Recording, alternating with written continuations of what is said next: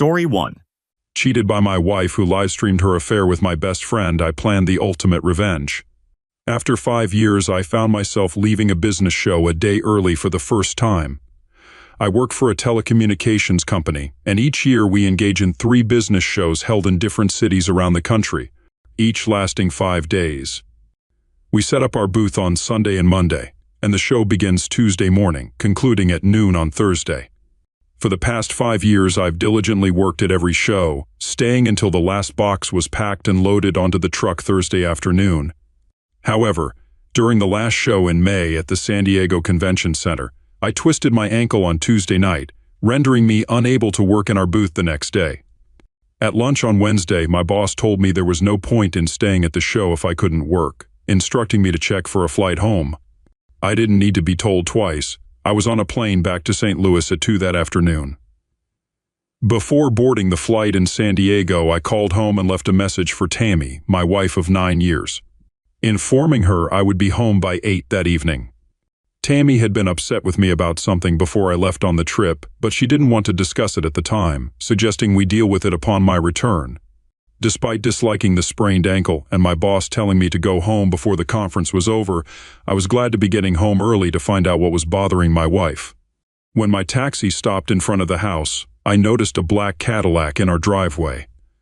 I didn't know anyone who drove a Cadillac, and it bothered me a little that Tammy would have company at the house when she knew I was coming home. I thought she would be anxious to discuss whatever problem she thought we had. Entering the front door, I heard voices in the family room. Stepping into the kitchen and peeking into the family room, I got the shock of my life. Tammy was sitting on the sofa with my best friend, Chad Williams. This itself was not the shock. The fact that Tammy's blouse was unbuttoned was what struck me so hard. Tammy and Chad hadn't seen me yet. As I walked through the kitchen and stood at the edge of the family room, I exclaimed, questioning the situation unfolding before me. Tammy, taken aback by my sudden appearance, inquired about my unexpected return. Her expression, and the fact that she didn't bother concealing the unbuttoned blouse, hinted at an odd anticipation of this moment. I further inquired about the situation, seeking an explanation. Tammy, wearing a smile, assured me that it wasn't what I thought. As I grappled with the surrealness of the moment, the pain in my ankle served as a harsh reminder, dispelling any doubts about the reality of the situation. During my brief time in the room, Chad remained motionless, staring at me with an amused expression. I had reached my limit. Despite Chad's size and the pain in my ankle, I was determined to eject him from my house. Taking a step toward the sofa, I suddenly found myself in the grip of another man. His approach was silent, and he swiftly grabbed my right arm, twisting it up behind my back, while his left arm formed a chokehold around my neck. I could still breathe, but the threat to cut off my airway loomed. Tammy made a declaration, asserting that I now comprehended the situation. She revealed that they had been anticipating my arrival to initiate their peculiar celebration. Chad had divulged details about my actions at business shows, prompting Tammy to question if I thought she would never uncover my indiscretions, or if I believed she wouldn't be affected. She expressed her hurt and intentions for revenge, outlining a plan to derive pleasure from Chad and Tyrone while I observed.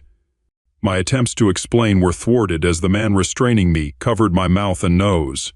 The smell overwhelmed me, and soon I felt consciousness slipping away. I awoke tied spread eagle to the bed in the guest bedroom, my injured ankle throbbing as if pressed against a hot iron. Speaker wires secured my wrists and ankles tightly, cutting off circulation. Momentarily forgetting Tammy's earlier words, I was reminded when I heard voices on the television at the end of the bed. Looking at the screen, I saw Tammy sitting undressed with Chad. Tammy, addressing the camera, expressed her hope that I was awake. She intended to showcase a significant tool she planned to enjoy. Chad was granted the initial opportunity due to his revelation of my infidelity and assistance in orchestrating the situation. Tammy then summoned Tyrone to display his own impressive tool. Tyrone, the man who had seized me, joined in and wished me to appreciate the upcoming spectacle. He mentioned the recording of the event, allowing me the option to watch it repeatedly at my leisure. At that moment, I cared little about Tammy's actions. Our marriage was over. My priority was freeing myself from the bindings, concerned about the lack of blood circulation to my hands and feet. Uncertain of when Tammy and her friends would finish, I wasn't willing to wait. I began pulling with my left leg, enduring the pain, pausing for seconds, and then repeating the process. After several attempts, I gave one hard yank and the wire snapped. Observing a bleeding left ankle, the injuries appeared manageable. Following that, I attended to my right leg, a more challenging task due to the sprained right ankle. Breaking the wires on my right leg resulted in substantial skin tearing, leading to significant bleeding. With liberated legs, I eased the strain on my arms, but the wire knots resisted loosening. Armed only with my teeth, I attempted to break the wires binding my wrist, mirroring the process used on my ankles. Upon freeing my right wrist, it bled nearly as profusely as my right ankle. Having both legs and my right arm free, I easily broke loose from the last of my bindings. My left wrist sustained minor cuts, causing slight bleeding. Once free, I observed ongoing bleeding from injuries to both ankles and wrists. A search for makeshift bandages in the room yielded nothing, and the bedsheet was a disarray of blood, surprising me with its quantity. Attempting to stand, dizziness forced me to sit down again. Now my head pounded, my face ached, and I felt nauseous. With closed eyes, I tried to settle my stomach when I heard my name. Initially, I thought Tammy had entered the room, but upon opening my eyes, I recognized that she was addressing me through the television. She asked if I was watching what was unfolding on the screen. Turning my gaze to the television, I observed Tammy involved in closeness acts with Chad, with them positioned in an all-fours style. Briefly considering whether Tammy believed I would derive pleasure from watching her, I knew that comprehending my current anger would drive her away. Exiting the bed, I swung my right arm toward the television, causing blood to splatter across the screen. Turning away, I saw my reflection in the mirror, revealing a prominent bruising bump on my forehead, consisting of 4 small lumps resembling knuckle marks. In disbelief, I processed the fact that my wife orchestrated a scenario where I was befuddled, maltreated, and tied to a bed, only for her to engage in closeness acts with my former best friend and an unfamiliar acquaintance. Thoughts of grabbing a baseball bat crossed my mind, but I hesitated, considering my weakened state, lingering dizziness from the medication, and uncertainty about Chad and his friend overpowering me. Restrained by my impulsive reaction, I also considered the potential consequences, including causing damage or loss of life, which deterred me from taking drastic measures. Examining the room's chaos once more, an idea began to form. I smeared blood on the bedposts and pillows, then created 2 smeared parallel lines of blood on the carpet going from the side of the bed to the door. I proceeded across the hall to the guest bathroom and located gauze and adhesive tape under the sink. Before leaving the bathroom, I ensured there was no blood left in the sink, on the cabinet door, or on the floor. Fortunately, our house had the master bedroom downstairs, alleviating concerns about Tammy or her companions overhearing me. Returning to the bedroom, I utilized my training to administer first aid to myself. I wrapped both ankles in my left wrist, leaving only the injuries to my right wrist exposed. Then, picking up the cordless phone by the bed, I made sure to get blood on it and dialed emergency. Upon the emergency operator's response, I urgently pleaded for help, expressing my fear that they were going to eliminate me. Overwhelmed by the situation, I exclaimed, "Oh God," keeping the connection intact. I let the phone fall to the floor. Along with the gauze and tape I had grabbed, I made my way down the back stairway that led to the garage and left the house. Passing by the car in the driveway, I smeared some blood on the driver's door handle and left my bloody handprint on the trunk lid. Afterward, I walked over to the empty lot across the street, found a hiding place behind some bushes, and sat down to await the unfolding events. While waiting, I bandaged my right wrist. The wait was brief, and within 5 minutes the first police car arrived. 2 officers disembarked and approached the house, while a second car pulled in and its officers headed to the back. While the officer at the front door waited, one of them rang the doorbell, waited, rang it again, and after another 30 seconds, pounded on the door. The front porch light illuminated, and Tammy opened the door. From my vantage point, it seemed like she might have been startled when she saw the police at the door, though I was too far away to discern her expression. The officers informed her about the emergency call from the address a few minutes ago and inquired about the nature of that call. Tammy denied any knowledge of the emergency call and insisted she was alone in the house. The officers pressed further, not accepting her response. Tammy maintained that she was home alone, explaining that her husband was out of town at a business show. However, Tammy's situation took a turn for the worse when the two officers returning from the back revealed Chad and Tyrone in custody. The officer holding Chad declared, "Look who we found sneaking out the back door." Witnessing Chad and Tyrone, Tammy seemed to lose her composure, sliding down against the door casing until she sat on the floor. An officer assisted Tammy to her feet and escorted her back inside. Meanwhile, the other officers ushered Chad and Tyrone into the house. Unfortunately, I couldn't witness the events inside, but imagine the scene when the police opened the door to the guest bedroom, revealing the mess. The shocked look on Tammy's face upon discovering my absence would be priceless. Yearning to sneak across and get into the car's trunk, I refrained from risking visibility. 10 minutes of silence passed, followed by a crescendo of noise and confusion. 2 more police cars arrived with sirens and lights. Subsequently, Chad and Tyrone were led out in handcuffs, vehemently arguing they did nothing to the woman's husband. The pair was placed in the back seat of separate cars and driven away. Meanwhile, police officers closely inspected the car in the driveway. The blood on the driver's door handle was swiftly noticed, followed by the discovery of blood on the trunk lid. An officer retrieved the car keys from Tyrone's car and opened the trunk. I truly wished I could have been in the trunk when he opened it, but as it turned out, it didn't matter. The officer inspecting the trunk called another officer over, and then a third. "We have weapons and medications here," the officer called out to a plainclothes officer who had just arrived on the scene. 3 Mac 10 seconds and about a kilo of what appears to be cocaine. Over the next 20 minutes, I observed as the police photographed the trunk contents of Tyrone's car and had the car towed away. The 2 cars carrying Chad and Tyrone left, and shortly afterward, Tammy emerged from the house in handcuffs, placed into a patrol car, and driven away. Police officers remained in the house, and I watched as they secured the front door with crime scene tape. I decided then that it was time for me to leave.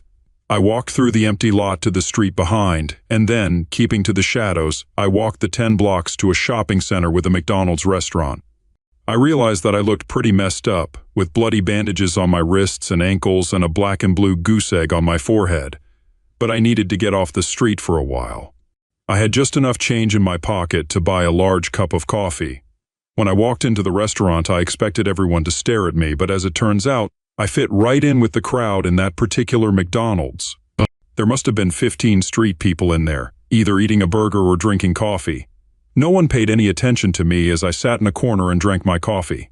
As I thought about what I had instigated, I couldn't help but smile. The image of Tammy, Chad, and Tyrone being questioned by the police almost made me laugh out loud. The police would be asking them what they did with my body, and of course they couldn't answer that question. Anything they did say would be assumed to be lies. The one problem I still had was how to reappear and not be accused of intentionally misleading the police. By the time I finished my coffee, I had an idea that I thought would work. When I took my empty coffee cup up to the counter to ask for a refill, the manager came over and told me he would refill my cup if I would then leave the restaurant. I accepted his offer. With a fresh cup of coffee in hand, I started off on the 20-block walk to a park I was familiar with, ducking behind trees and shrubs whenever I saw a car coming.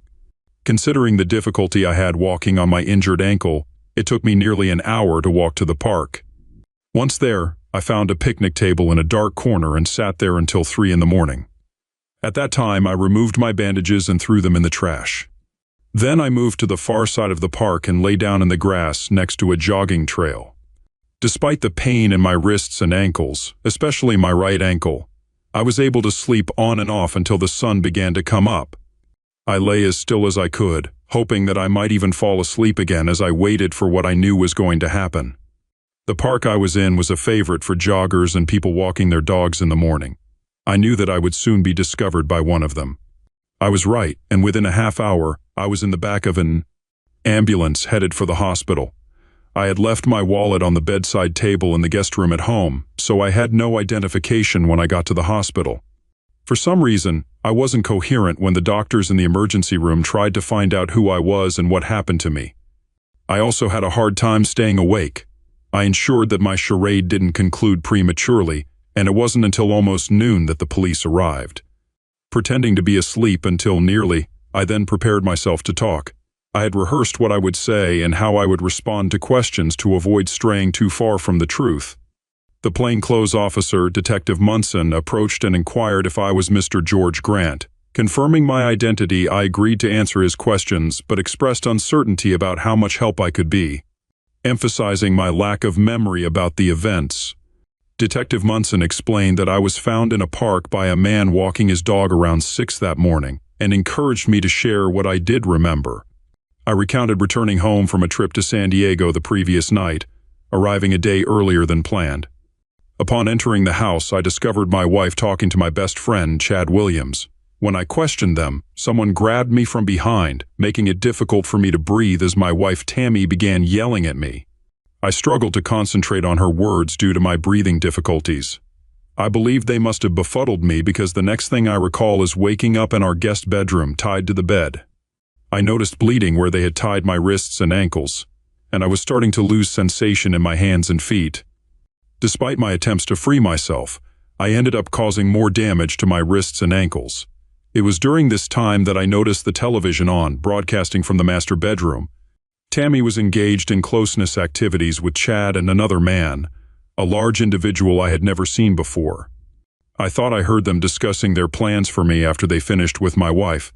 Although my thinking was still a bit unclear, it sounded like they were contemplating eliminating me. I believed they were assaulting Tammy, and that the intention was to eliminate both of us. That's when I successfully broke free from the wire used to tie me to the bed. Subsequently, I called emergency. Detective Munson inquired about why I dropped the phone during that call. I explained that I dropped it when I realized Tammy was a willing participant. It seemed like I heard her say something like, "Go take care of that idiot." Fearing for my safety, I decided to attempt an escape from the house. However, I don't remember anything after that, even though I obviously managed to get out. Detective Munson inquired if I recalled anyone hitting me, to which I responded that I didn't think so. But much of what happened was still a little hazy. Curious about my wife's perspective, I asked Munson what Tammy was saying about the incident.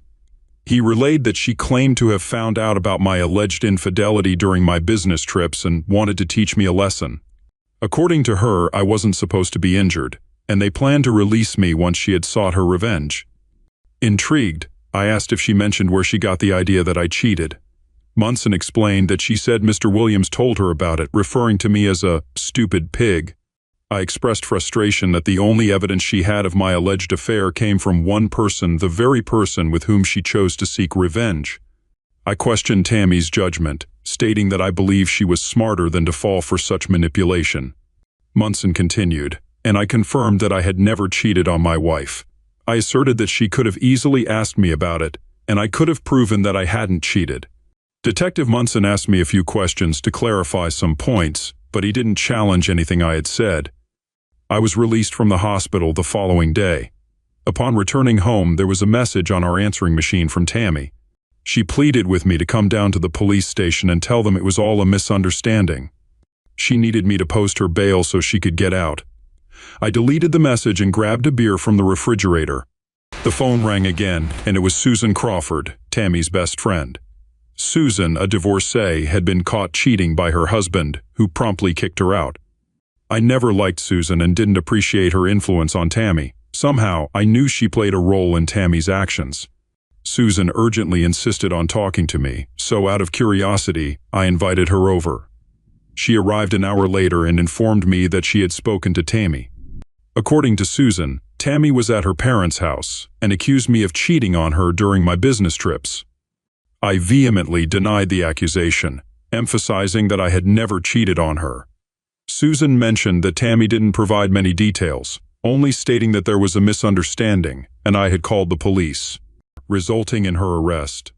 In response, I recounted the same details to Susan that I had shared with Detective Munson, as most of it was the truth.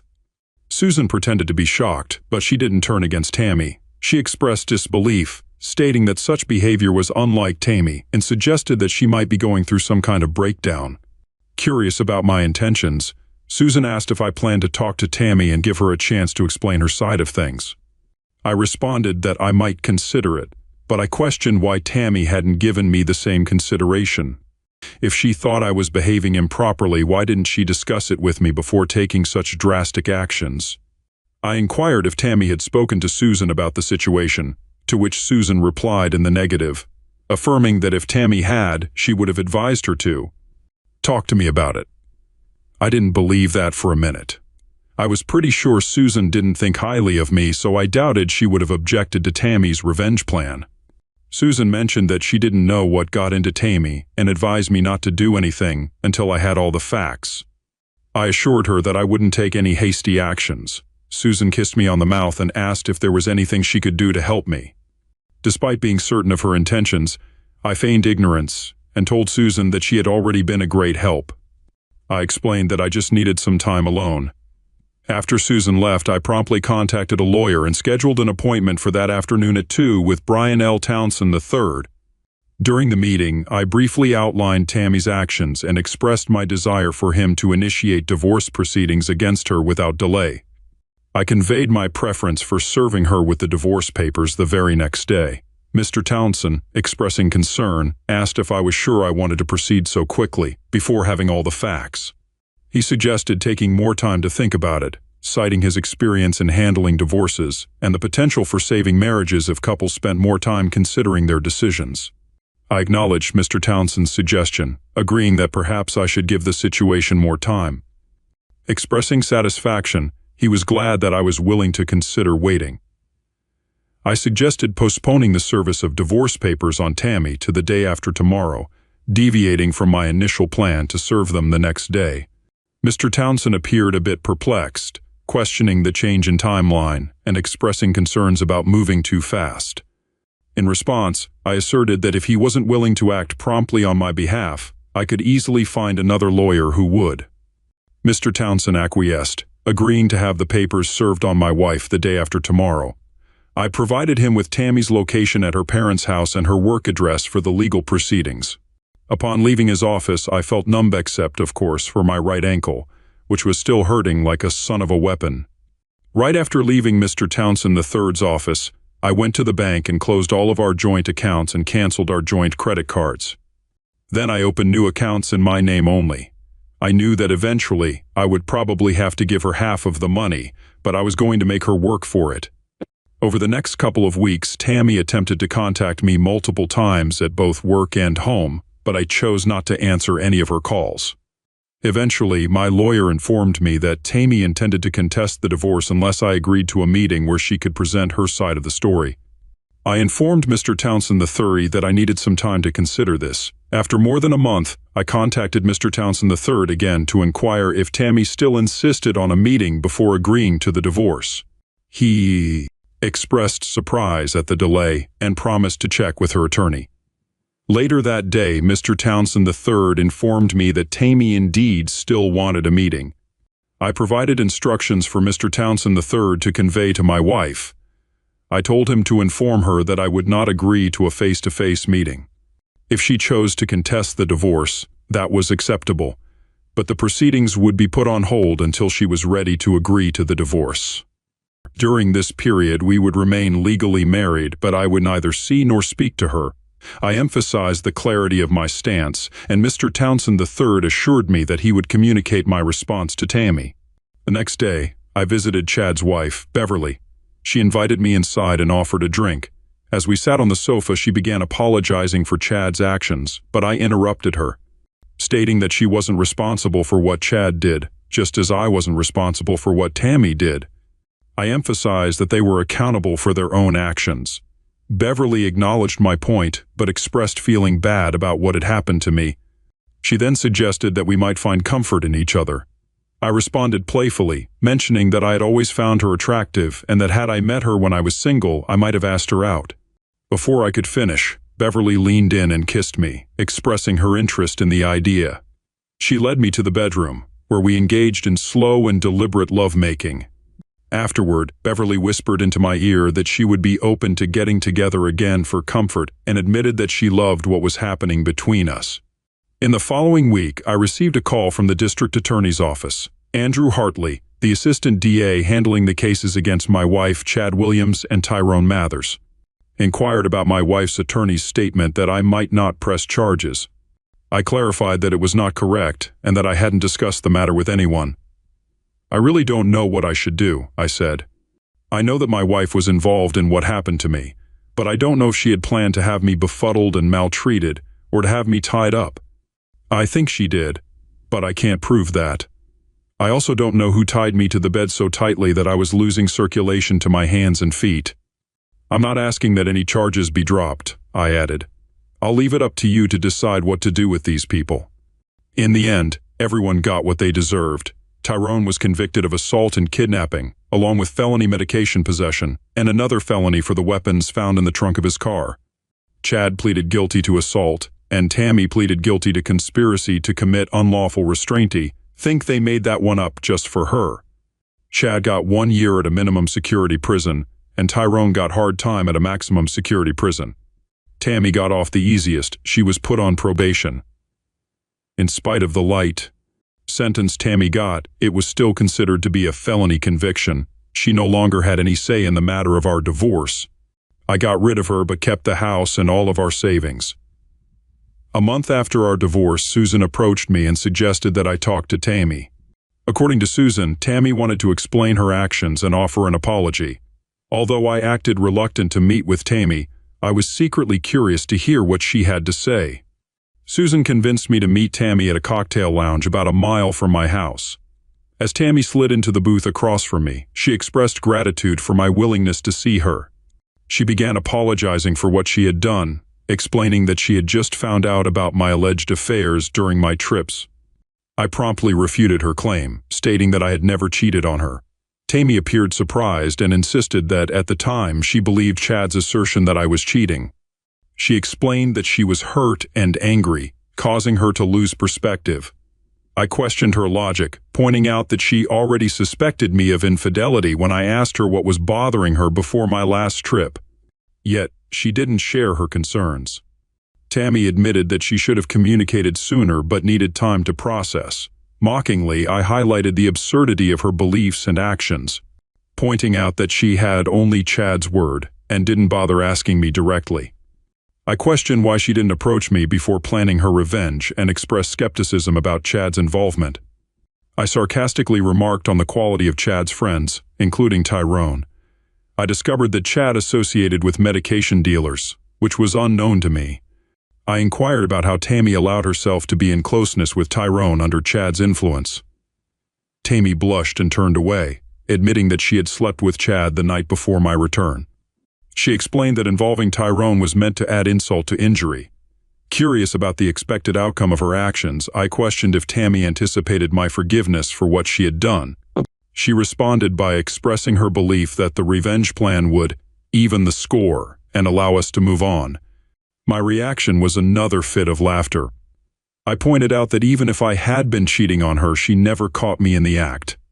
I acknowledged the potential pain she might have felt upon hearing about the alleged affair, but emphasized that she didn't have concrete evidence. You never saw me even talking with another woman, let alone being with one. Instead of confronting me about your suspicions, you decided to get revenge. Your plan was to stimulate me, tie me to the bed and make me watch you with 2 guys, one of whom used to be my best friend. This whole scenario was meant to humiliate me, and you thought it would make us even. Most wives would have had an affair if they wanted revenge. What you did went way beyond that, and even if I had cheated on you, I couldn't forgive you for what you did. Tammy dropped her head, sobbing. Please give me another chance. I love you. I've always loved you.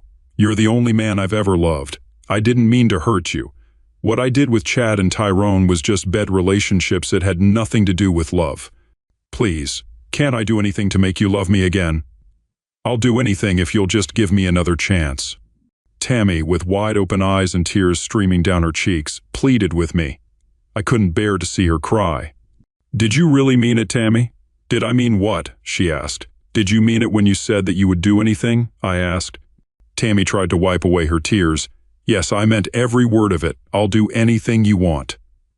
I slid out of the booth, stood up, placed my hand on Tammy's shoulder, and bent down so my mouth was close to her ear, saying, dropped dead. Tammy's head fell onto the table, and she continued crying. I could still hear her crying as I walked out the door. 7 months later, Beverly and I got married. Story 2. I couldn't believe my eyes.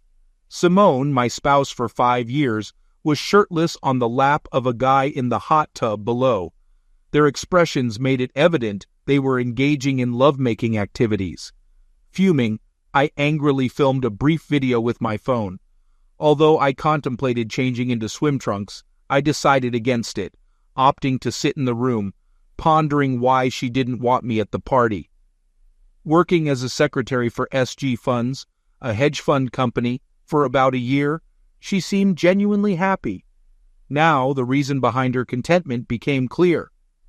Earlier that week, I came across a text on her phone regarding a company Christmas party with a +1 invitation. When I brought it up, she attempted to dissuade me, expressing concerns about potential boredom amidst financial experts discussing money. Puzzled, I inquired if she felt ashamed to be seen with me. She reassured me, noting it wasn't about embarrassment, but the anticipated dull discussions about money at the event. The monthly parties hosted by her company were typically for staff only, leading to Simone being away until late at night or the next day. I never made a fuss about it before, but now I gained insight into what unfolded at these events. My response was an understanding acknowledgement. She then mentioned that if I chose to attend, I should ensure my tux was cleaned. However, she cautioned me, expressing doubt that I would find the event enjoyable. On the day of the party, she suggested I bring swim trunks, and I questioned the appropriateness of swim trunks for a December Christmas party. She explained that they usually end up in her boss's penthouse after the main party, which has a nice hot tub. I acknowledged this information, and she admitted that they do this pretty much every time. She then requested that I promise to be on my best behavior that night, to which I assured her that I always am, though it didn't sound promising. Curious, I asked why she was sharing this information with me.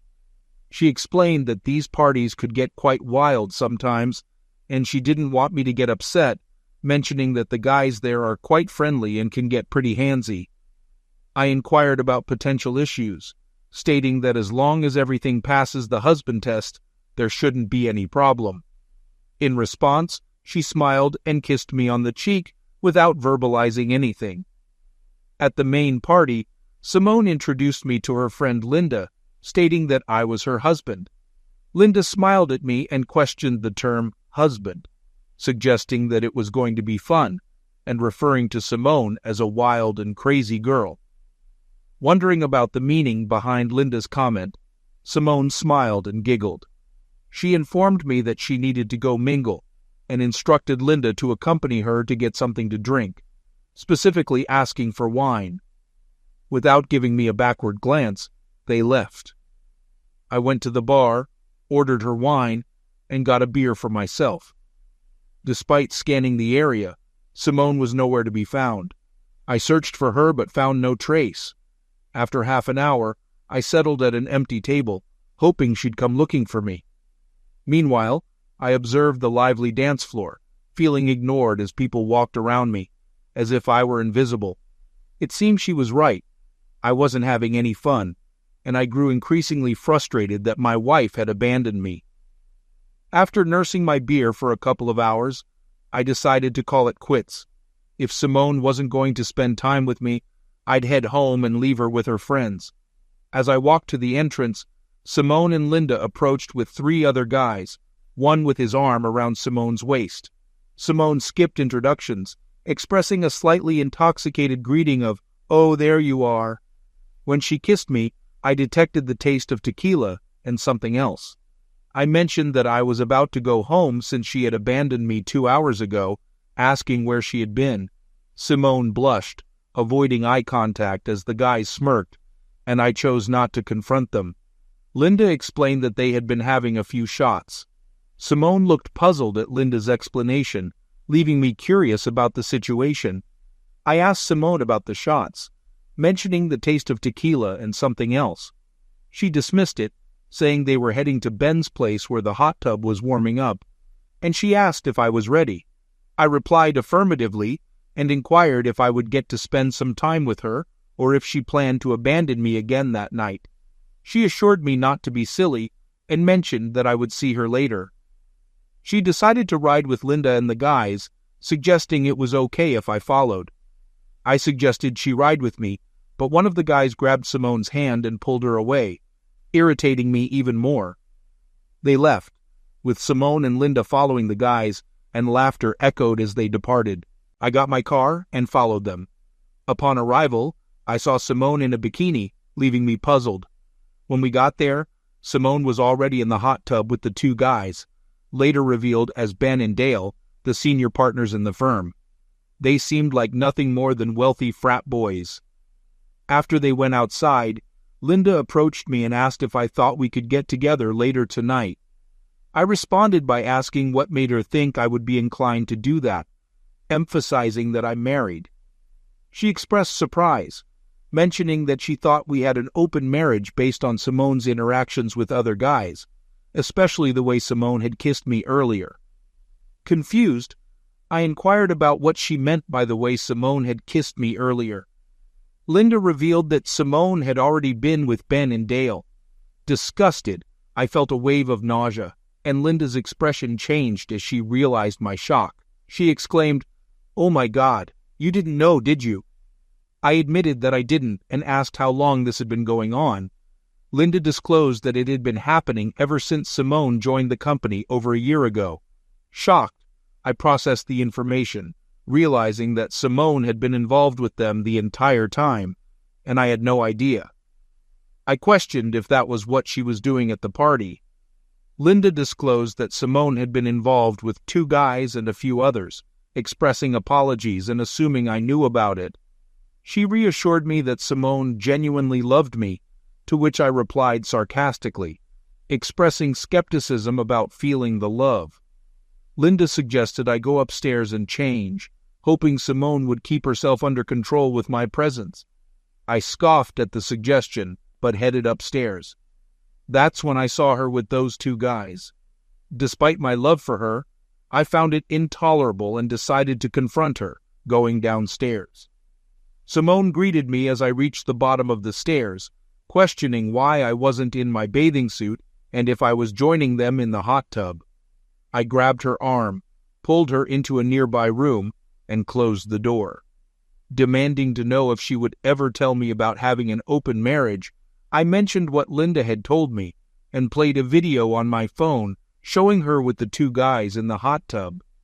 I questioned the situation, wondering if she aimed to humiliate me further after abandoning me at the party.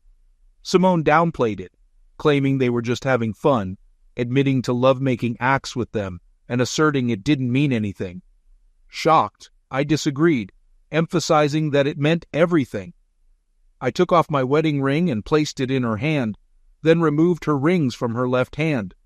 She asked what I was doing, and I told her I found her actions disgusting, expressing my current hatred towards her. I wished her a Merry Christmas, mentioned I would be seeing a lawyer about a divorce on Monday, and instructed her not to bother coming home. Despite her pleas and declarations of love, I remained indifferent, stating that I no longer cared about her desires. Asserting that I knew the truth and understanding why she didn't want me to come with her, I bid farewell to Simone and left. One of the guys, uncertain which one, called after me, questioning why I was leaving so soon and complimenting Simone. I replied casually, saying she was now theirs. Leaving the penthouse, I went downstairs to my car and drove home. Simone began calling and texting me, but I ignored her attempts to reach me. Upon arriving home, I deleted her messages and blocked her number. I changed out of my tux, grabbed some trash bags, and started tossing her clothes and things into them. I put them into her car and pulled it out of the garage. I removed the garage door opener and changed the code so she couldn't get back inside. By then, it was about 2:30 a.m., and I was dead tired. I fell on the bed and instantly went to sleep. I woke up the next morning to the sound of our house phone ringing. I picked it up without thinking. "Yeah," I said when I answered. Simone called, requesting me to come and get her, I responded that she was no longer my concern. She pleaded for a conversation, but I insisted that any communication could go through my lawyer. I informed her about her car being in my parking space with all her belongings packed, and then I hung up.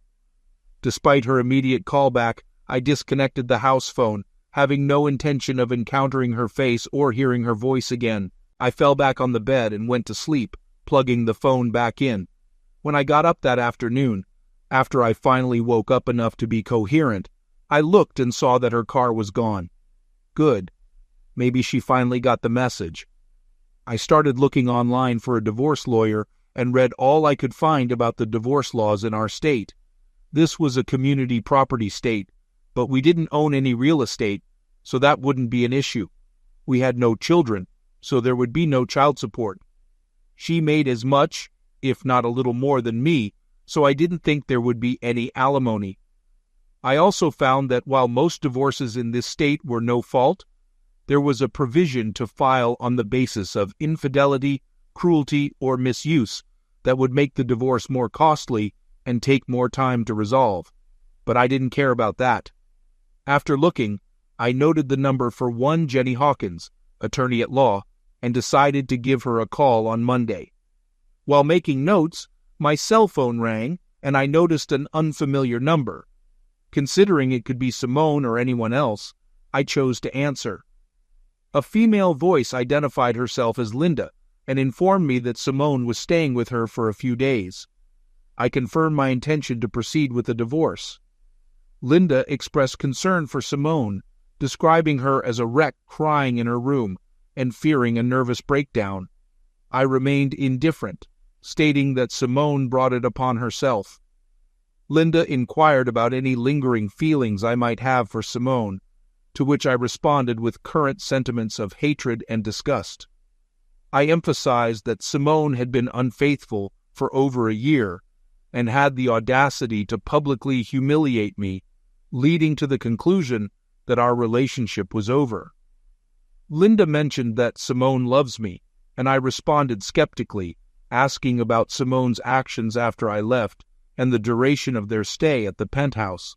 I questioned if she slept with Ben and Dale again, seeking clear answers.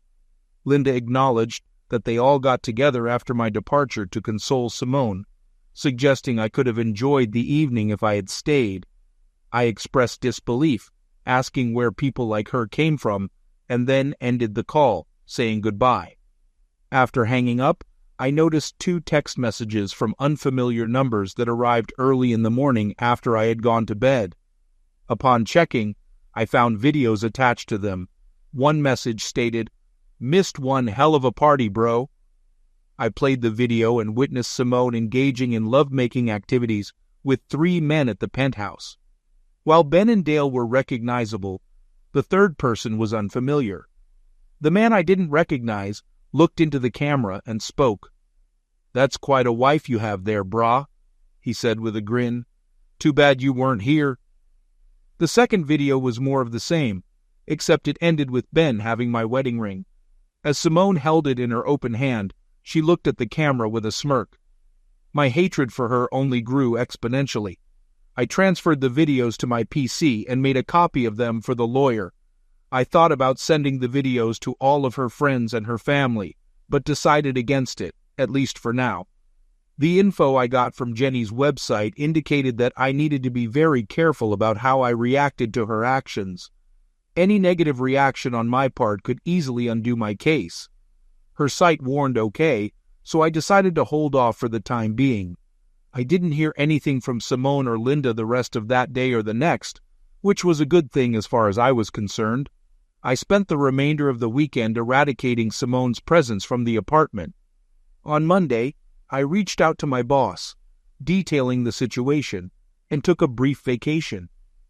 Recognizing my diminished worth during this time, my boss, having experienced a divorce from an unfaithful spouse, empathized with my emotions. I contacted Jenny's office, scheduling an appointment for that afternoon. En route to the appointment, I visited the bank, implementing measures to disentangle her from our joint account. I settled her joint credit card and subsequently canceled it, withdrawing half of our assets to establish a new account in my name. Jenny elucidated the divorce laws in our state and proposed pursuing an alienation of affection lawsuit against her employers. Acknowledging the uncertain outcome, given the evidence I possessed, I entrusted her with the decision. Concerning the delivery of legal papers, I opted for their office, intending for them to experience a degree of the public humiliation they subjected me to over the past year. After our meeting, I paid a retainer and returned home. On the way, I received a call from Linda. "Hello," I answered. She proposed a meeting with Simone that afternoon, to which I declined, following my attorney's advice to maintain distance. She offered Simone's contact information after consulting with someone. After I provided Jenny's contact details, Linda attempted one last time to advocate for Simone. I firmly rejected any possibility of forgiveness, asserting that Simone could anticipate divorce papers soon. I concluded the call and proceeded home, stopping only to purchase a 12-pack of beer and a couple of packs of cigarettes. Having quit smoking when we first got married, I felt the need to engage in something to prevent destructive behavior after arriving home. The house phone rang, and when I answered with a greeting, Ben Carlson, my wife's employer, identified himself. Recognizing his voice from the party and noting a more professional tone, I acknowledged knowing who he was and asked about his intentions. Ben expressed awareness of my upset feelings about the events on Friday and claimed that they thought I was okay with my wife's activities at company gatherings.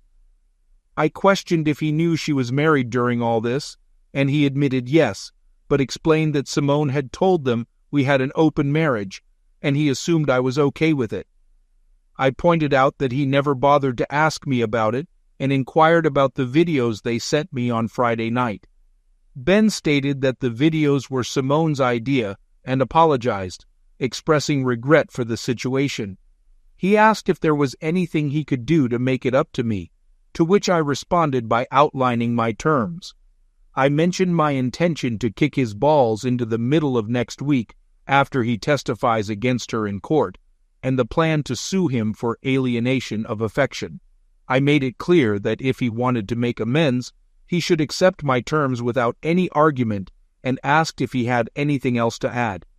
He inquired if I was truly suing them, and I affirmed, emphasizing their violation of their own morals clauses over the past year while destroying my marriage. He dismissed it, claiming it was all in fun, and they never intended to ruin my marriage. I questioned his expectations, expressing disbelief that I would applaud them for their actions. I suggested he might have been influenced by internet stories. He pleaded, proposing that we could work through the situation, and he worried that a lawsuit could ruin them. I dismissed it as not my problem and ended the call. Grabbing a beer, I went to the balcony for a smoke. I didn't hear from them until Wednesday when they were served at Simone's office. Linda expressed disbelief at my actions, stating that I didn't give Simone a chance to explain and highlighting her current humiliation. I remained indifferent, stating that I didn't care about Simone's feelings after what she did, and instructed Linda not to call again, slamming the phone down. A few moments later, I received another call from a number I recognized as coming from Ben's office. I answered, yelling, and he insulted me, threatening to kick my rear. He accused me of ruining his life and vowed to ruin mine in return. I slammed the phone down and called Jenny to tell her about Ben's threat. "Good," she said. "I'll file for a temporary restraining order against Simone as well as her cohorts today. I'll make sure you get a copy of the order. Remember what I said. Don't do anything stupid." "What if he comes after me?" I asked. "Make sure that you have witnesses and don't instigate anything," she said. I understood what she meant. Later that afternoon, there was a knock on the door. True to her word, Jenny had filed the TRO, and a courier had just delivered my copy. I decided to hedge my bets somewhat and purchased a small motion-activated camera to cover my front room. I also had a nice Louisville Slugger close to the front door, just in case. I figured if Ben or his accomplices intended to make good on their threats, I needed to have something for evidence, and I needed some means of protection. Things remained relatively peaceful for the rest of the week. Thankfully, I didn't hear anything from Linda, Simone, or her boyfriends until Saturday night, that is. I was sitting on my balcony nursing a beer and a cigarette when I heard my doorbell. That was followed up by pounding on the door. I ground out my cigarette and went into the front room and looked out the peephole in the door. Sure enough, it was Ben, and I could discern someone with him as the pounding on the door continued. He shouted for me to open up, claiming I was violating a restraining order. I informed him that I was calling the police, and he protested, yelling for me to open the door. I continued dialing emergency, and when the operator answered, I explained the situation at my door. The operator informed me that they had received multiple calls for that area and dispatched cruisers to my location. They advised against opening the door until the officers arrived, and I thanked them before ending the call. The pounding on the door continued, and I wondered if Ben was going to break it down. Clutching the bat tighter, I waited and heard a commotion. Looking through the peephole, I saw 2 large police officers putting cuffs on Ben and the other man with him. The officer knocked on my door, identifying themselves as police. I opened the door, and Ben looked at me as the officer led him back to the cruiser, yelling threats. The officer asked if I knew him, and I nodded, showing him a copy of my TRO. He read it, spoke into his radio, and informed me that they would be taking them downtown for the night. I explained my story, and he thanked me for the cooperation, expressing that he didn't think Ben would give me trouble for a while. I closed and locked the door, then returned to my balcony with a fresh beer. The news of Ben's arrest hit the papers the next day, with the headline reading, "Hedge Fund CEO Arrested." Over the next few days, articles revealed that several clients were leaving SG due to the company's involvement in ruining employees' marriages, impacting their bottom line. I thought, good. Returning to work the following Monday, it was challenging, but I managed to get some work done. After about 3 weeks of no contact, I received a call from Jenny. She greeted me and asked how I was holding up. I replied that I was doing as well as could be expected. Jenny informed me that Simone had obtained an attorney and they petitioned the court for marriage counseling. The judge had agreed, ordering 6 sessions starting that week. I inquired if they could mandate marriage counseling, and Jenny affirmed that they could. She advised me to attend, explaining that not showing up could result in contempt of court and even jail. I expressed my unwillingness to reconcile with Simone, and Jenny understood but emphasized the importance of my attendance. I reluctantly agreed, and Jenny mentioned that if the counselor perceived no hope for reconciliation, they would inform the judge. I asked if there was anything else, and Jenny revealed that Simone's attorney informed her of Simone's pregnancy. I expressed frustration at the prospect of waiting another 8 or 9 months for any legal actions. Jenny confirmed this delay, adding that if the child is mine, I would be ordered to pay child support. On a positive note, she informed me that the judge approved a legal separation until Simone gives birth. I sarcastically commented, and Jenny provided the counselor's address, wishing me luck. I noted the information on my calendar. I decided that I would make it clear in no uncertain terms there was no way I would ever reconcile with the cheater. When I got to the counselor's office, I was ushered right in.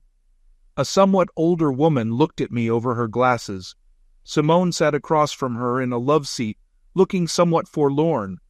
I had a very bad feeling about this. The counselor, Dr. Abigail Farnsworth, introduced herself and suggested I sit next to Simone on the love seat. Opting for a smaller wooden chair at a 45-degree angle to the love seat, I expressed my lack of choice in being there. Dr. Farnsworth acknowledged this but conveyed her satisfaction that I attended.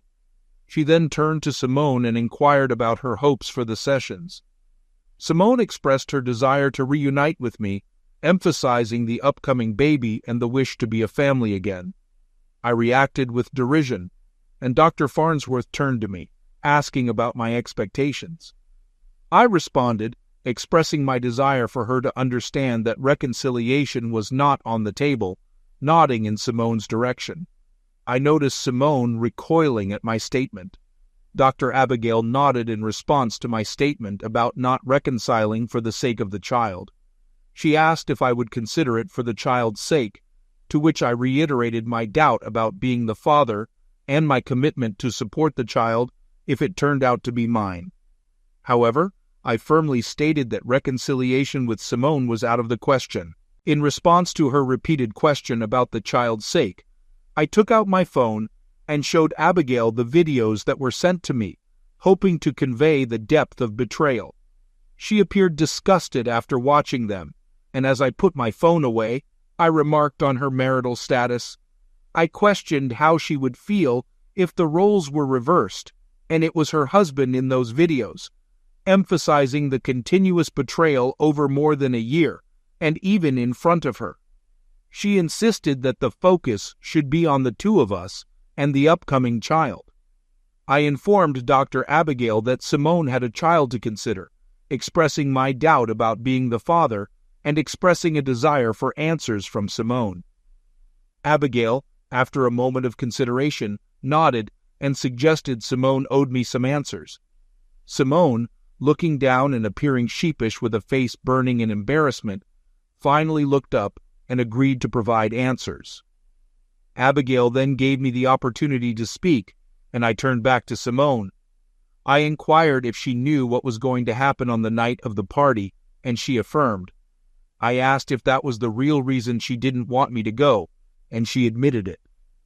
Reflecting on the terrible experience, I accused them of planning to humiliate me, to which she reluctantly agreed. I further questioned if the intention was to humiliate me even more at Ben's place, and she confirmed it, appearing sheepish.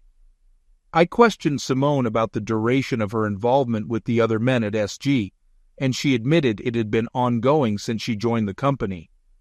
Puzzled, I asked for the reason behind her actions, to which she casually replied that she enjoyed it, finding it fun, naughty, and exciting, making her feel handsome. When I inquired about the number of men she had been with, excluding me, she nonchalantly mentioned around 4 or 5 dozen. I expressed shock at the revelation, emphasizing the potential risks of venereal diseases. Outraged, I asked if she knew the father of the child she was carrying, and she admitted uncertainty. Confronting her expectation for me to raise and financially support the child, I criticized her, stating my lack of love for her anymore and expressing strong resentment, even hoping for a negative outcome. Simone and the others appeared shocked by my words, and Simone seemed on the verge of tears, though my anger remained unabated. In my attempt to inflict more emotional pain, Abigail intervened, signaling that I had made my point. I rejected the notion that I was discarding 5 good years of marriage, attributing the breakdown to Simone's infidelity. I contested the characterization of our marriage as 5 good years, emphasizing that the last year wasn't genuine, especially after Simone's admission of involvement with 48 to 60 men and uncertainty about the paternity of her child. Abigail concluded the session, stating her intention to conduct individual sessions with each of us before determining the next steps. We scheduled our appointments for the next week and left. Simone called out to me in the parking lot, but I ignored her and went to my car. Observing Simone sobbing over her steering wheel as I drove away, I harbored a sense of satisfaction, thinking it was fitting for her to experience some emotional pain. Later that night, I received an enraged call from Linda, blaming me for Simone's condition. She conveyed that Simone was in the hospital due to a mishap, and she accused me of mistreating her. I defended myself, asserting that I merely spoke the truth, contrasting it with Simone's actions over the past year. Linda questioned my apparent lack of concern for Simone being in the hospital, to which I responded indifferently. She criticized me as a loser and emphasized that I should at least provide insurance information, as Simone was still legally my wife, and I would be responsible for the bills. After a moment of reflection, I decided to visit Simone in the hospital, acknowledging the information Jenny had shared earlier. Linda provided me with the room details, and upon arrival, I approached the nurse, providing my insurance information and briefly discussing Simone's condition with the doctor. I inquired about the cause of the mishap, to which the doctor explained the complexities of pregnancies, leaving the specific cause uncertain. Curious about the duration of the pregnancy, I learned that Simone was approximately 9 or 10 weeks along, leaving a possibility that the child could have been mine. Nevertheless, I considered it inconsequential, as the mishap signaled the opportunity to proceed with the divorce. After inquiring about Simone's well-being from the doctor, who assured me she would be fine, I entered her room. She appeared distressed in the bed, tears in her eyes. Linda, positioned at the end of the bed, expressed her displeasure, to which I responded with a growl, causing her to retreat from the room. Facing Simone, I acknowledged the finality of our relationship. She questioned whether I truly hated her as much as I had claimed earlier, and I admitted that, at that moment, the intensity had lessened.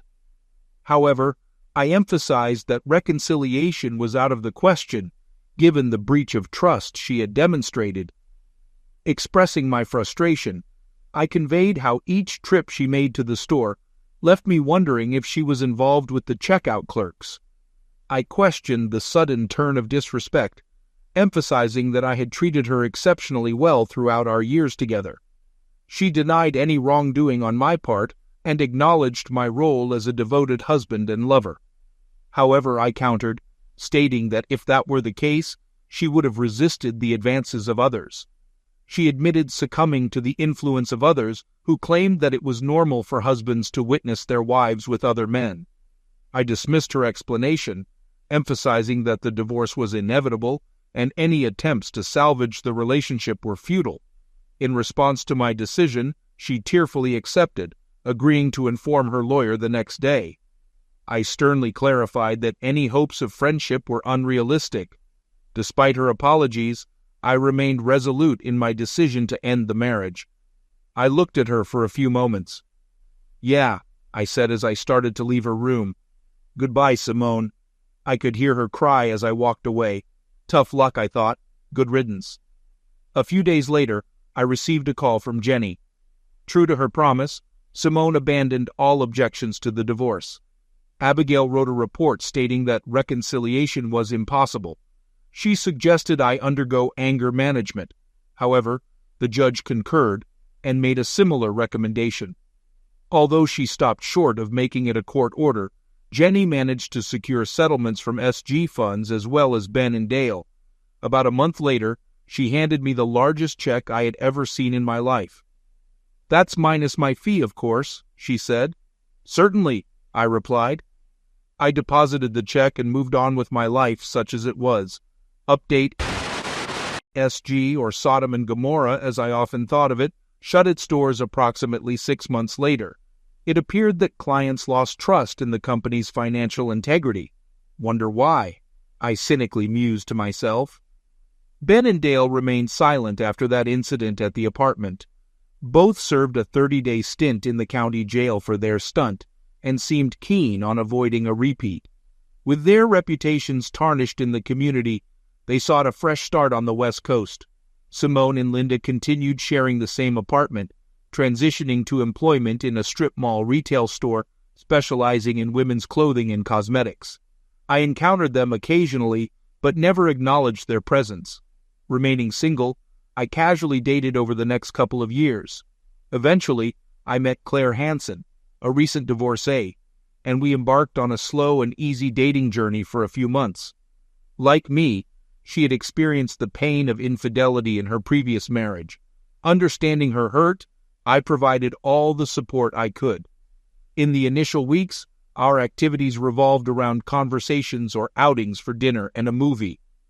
Recognizing her vulnerability, I took the time to engage in comforting activities such as holding hands and enjoying leisurely strolls through the park. Despite finding her attractive, I opted to let her take the lead. After a delightful dinner at her condo, she observed me with a curious intensity, questioning whether I found her appealing. Responding with a smile, I assured her of my attraction, stating that it extended beyond physical aspects. Curious about my lack of initiative, she playfully inquired if I liked girls. My response conveyed a positive outlook on the situation. Story 3. Jessica's childhood was marked by long summers spent on her grandparents' farm in upstate New York. While her brothers found the rural setting dull, Jessica loved every moment of it. She developed a deep appreciation for hard work as she helped her grandfather tend to the animals and plant crops. It was here, during those quiet evenings under the stars, that she began dreaming of a life full of adventure and purpose. Joseph, on the other hand, grew up in a bustling port city where his father worked as a dock supervisor. Fascinated by the constant movement of ships and goods, he spent countless hours sketching vessels and imagining their distant destinations. One day, while exploring the docks, he found an abandoned model ship that he painstakingly restored. This sparked a lifelong interest in craftsmanship and problem-solving, traits that would later define his career. In high school, Jessica joined a debate club to challenge herself academically. Her sharp wit and ability to think on her feet made her an instant standout. During a state competition, she impressed a visiting college professor who encouraged her to consider a future in leadership roles.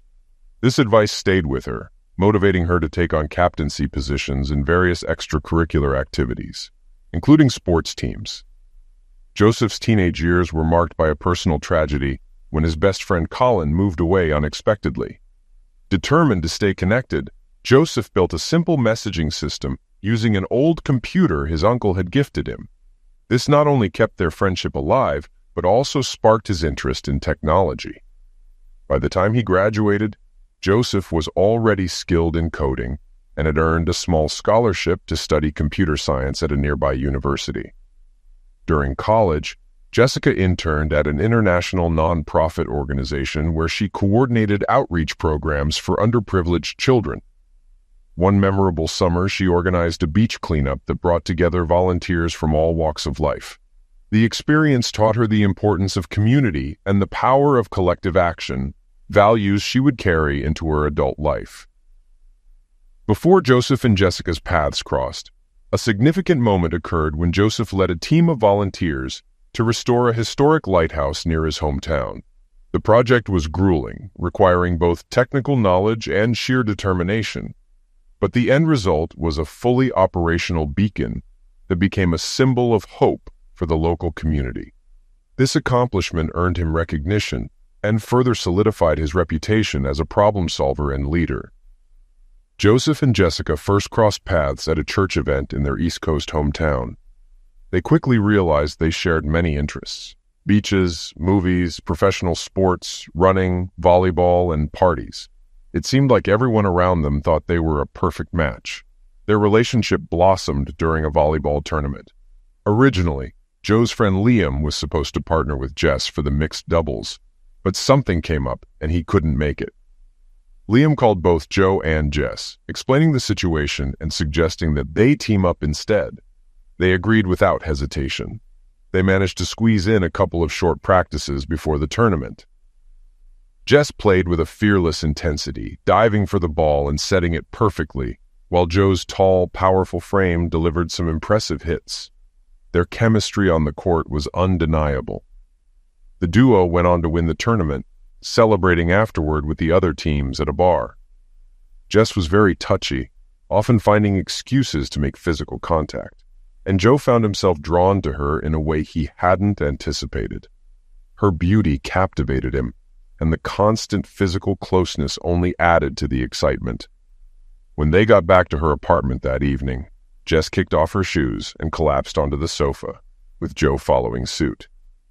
"That was such an amazing day," Jess sighed, looking content.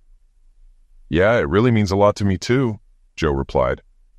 "When Liam called to tell me he couldn't play, I thought we were out of luck, and when I first saw you, I thought you were cute, but I figured we'd be out pretty early." "Well, we probably would have been," Jess agreed with a smile. "You really are a volleyball pro," Joe said with a grin. "Do you actually think that?" Jess asked, looking at him curiously. "Something like that," Joe answered, still amazed by the day's events. The energy from the win, the party. It just feels so intense right now. I'm really enjoying this, Joe said, his voice thick with emotion. Jess, looking at him with a smile, leaned in and quickly kissed his forehead. I never would have imagined that today would go like this. It's not every day a friend asks you to play your favorite sport with someone who is not only attractive, but also skilled enough to win the tournament. Yeah, it really was a great day, Jess murmured, her voice soft. Ooh, do you still feel dizzy and dry-mouthed? She teased, her eyes sparkling. Definitely, Joe admitted. She leaned closer, her face almost touching his, and ran her hand up his thigh, teasing the edge of his shorts. How does that feel? Does it help? It definitely makes me feel dizzy and dry, Joe confessed. Jess then slid her hand higher, reaching the waistband of his shorts. He could barely breathe. It adds a whole new level. Something I can't quite put into words, Joe managed to say, his voice trembling. She brought her face closer to his, her eyes locking with his as she whispered, This makes me feel something. What do you mean? Joe asked, his curiosity piqued. It makes me nervous, Jess, Joe admitted. My heart's racing, and I'm focused more on how you turn me on than on your volleyball skills. Oh, I have other skills too, not just on the court, Jess teased, her voice light. Joe couldn't help but smile. I'm not really thinking about skills right now. Leaning in, he kissed her, savoring the softness of her lips. They lingered for a moment before Joe pulled back, gazing at her face. What are you looking at? She asked, her lips slightly parted in a smile, her eyes full of mischief. I can't help but notice how perfect your lips are, Joe said. How your lashes make your eyes look even more stunning. Your nose is so cute. And those 3 freckles right under your right eye? Adorable. You're perfect, Jessica. Jess's voice softened. That's a little overwhelming. For the next couple of minutes, they sat in silence. A single tear slid down Jess's cheek, glistening as it traced a path down her face. She closed the gap between them, her lips meeting his once again. Her hand moved to the front of his shorts, testing his earlier claim. I really want to know what else I can make you feel, she whispered. Come with me. With that, Jess stood and gently guided him to her bedroom. As soon as they entered, she swiftly removed his shorts and yanked his shirt over his head.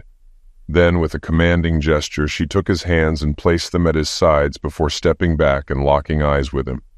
She slowly pulled her sleeveless t-shirt over her head and tossed it aside.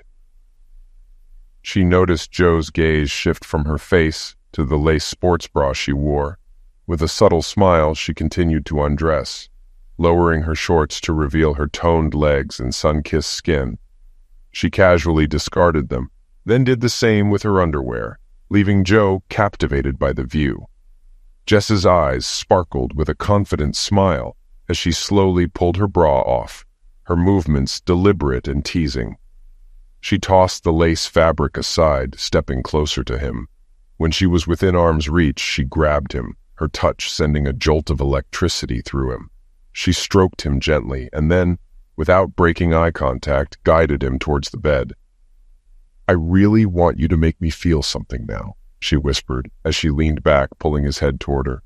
Within minutes, Joe proved he was just as skilled in this area as he was on the volleyball court. Just before Jess reached her first peak of the evening, a thought crossed her mind. He's perfect. Their relationship continued to evolve over the next year. They picked a beautiful Caribbean island for their wedding and, after about 2 years of marriage, made a vow to be each other's one true love, committing to abandon all others. And they did, tying the knot in a ceremony that felt like the beginning of something permanent. Their love life was vibrant, and although Joe sometimes struggled to keep up with Jess's energy, they both enjoyed their closeness immensely. They bought an old house in a prime location, and within a few weeks they had christened every room, plus the backyard on a moonless night. They were both strikingly attractive. Joe had once been offered a modeling contract, and Jess had the face of a professional model. With a trim, athletic build, Jess had a C-cup and just the right amount of body fat to stay healthy on her 58-inch frame. They both kept in excellent physical shape and enjoyed working out. Their careers were flourishing, too. Jess worked in the technical equipment department, while Joe was in software development. They made good money, had fun together, and balanced their work-life dynamics well. Joe enjoyed mountain biking and photography, while Jess was passionate about cooking, pop culture, and maintaining her fitness. She loved showing off her cooking skills, especially through fun pop culture quizzes. Their friends and family saw them as the perfect couple. They shared nearly every interest, and even when they disagreed on something, they always handled it calmly and respectfully. Whether it was politics or personal matters, they would talk things through, sometimes in front of others, and reach a resolution. On the rare occasion when things got heated, they would step away for private discussions, always making up by the end. Their friends would just smile knowingly and say, "They really are perfect for each other." Both were highly respected at work, contributing significantly to their teams. There were no hierarchies. They were peers. Joe's expertise in software development even helped Jess solve a problem at her job when the company's new software wasn't functioning as it should. She'd been struggling with it, and one evening, Joe overheard her frustration from the office.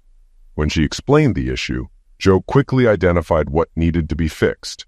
He wrote a small program called Routine that made the software work much more smoothly. Jess was grateful, not only with words, but with physical affection. Though she didn't inform her company about Joe's fix, it made her work far easier and faster, and the whole team benefited. When Jess's company later gave her credit for improving the software, Joe shared his contribution with his team, explaining how Routine helped improve their own software development. They found it useful in their projects, and his solution became a valuable tool. Both were focused on building a solid financial future.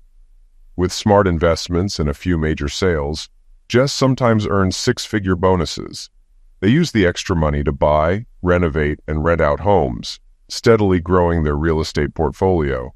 After 7 years of marriage, they owned 3 houses and a condominium, with Joe managing renovations and handling maintenance tasks like security systems, sprinklers, and Wi-Fi issues. Jess usually worked more at her company when Joe took on these home improvement projects. One Saturday, shortly after their 9th anniversary, Joe planned to fix the irrigation system at one of their rental properties. Jess, feeling a bit neglected, decided to take matters into her own hands. "Joe, before you get into those pipes, I need your help with something," she called from the house. "Is there a leak?" Joe shouted, walking toward the garage. "Well, there aren't exactly pipes running through the ceiling of our bedroom," she teased. "Better go check it out," he replied, setting down his tools and heading inside. When he walked into their bedroom, he froze, his jaw dropping. Jess lay on the bed, wearing nothing but the Bud clamps on her chest, each with a small, battery-powered vibrator attached. The quiet hum of the devices filled the room. Her knees were bent and spread apart. "What the—" Joe stammered, still processing the sight. "Baby," she breathed, "I think you need to stay here with me right now." Her lips parted, and she looked at him with a mixture of need and anticipation. He had been holding his breath, and as soon as he realized it, he dropped his keys, hurriedly shedding his clothes. Fixing pipes was normally a precise, thought-intensive task, but today, Joe was focused on something far more immediate. He didn't leave the bedroom, but he was busy, measuring with his eyes, thinking with his senses, and working hard with his lips and tongue. The job moved smoothly, and by the end of it, both of them had experienced multiple climaxes. They had talked about starting a family once they were financially secure, and with several properties and 6 figures in their savings, Joe was eager to take the next step. Jess, however, wanted to focus on a few career goals first. She had recently been promoted and felt like her career was more than just a job. It was a passion. Their lives continued to unfold, with their deep connection strengthening every year. The future was bright, full of promise and new opportunities, and together they built a life that reflected both their love for each other and their shared ambitions.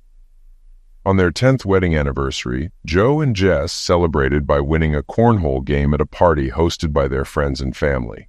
The theme of the event was "Perfect for Each Other." Afterward, the entire group piled into 2 rented limousines for a 4-day vineyard tour.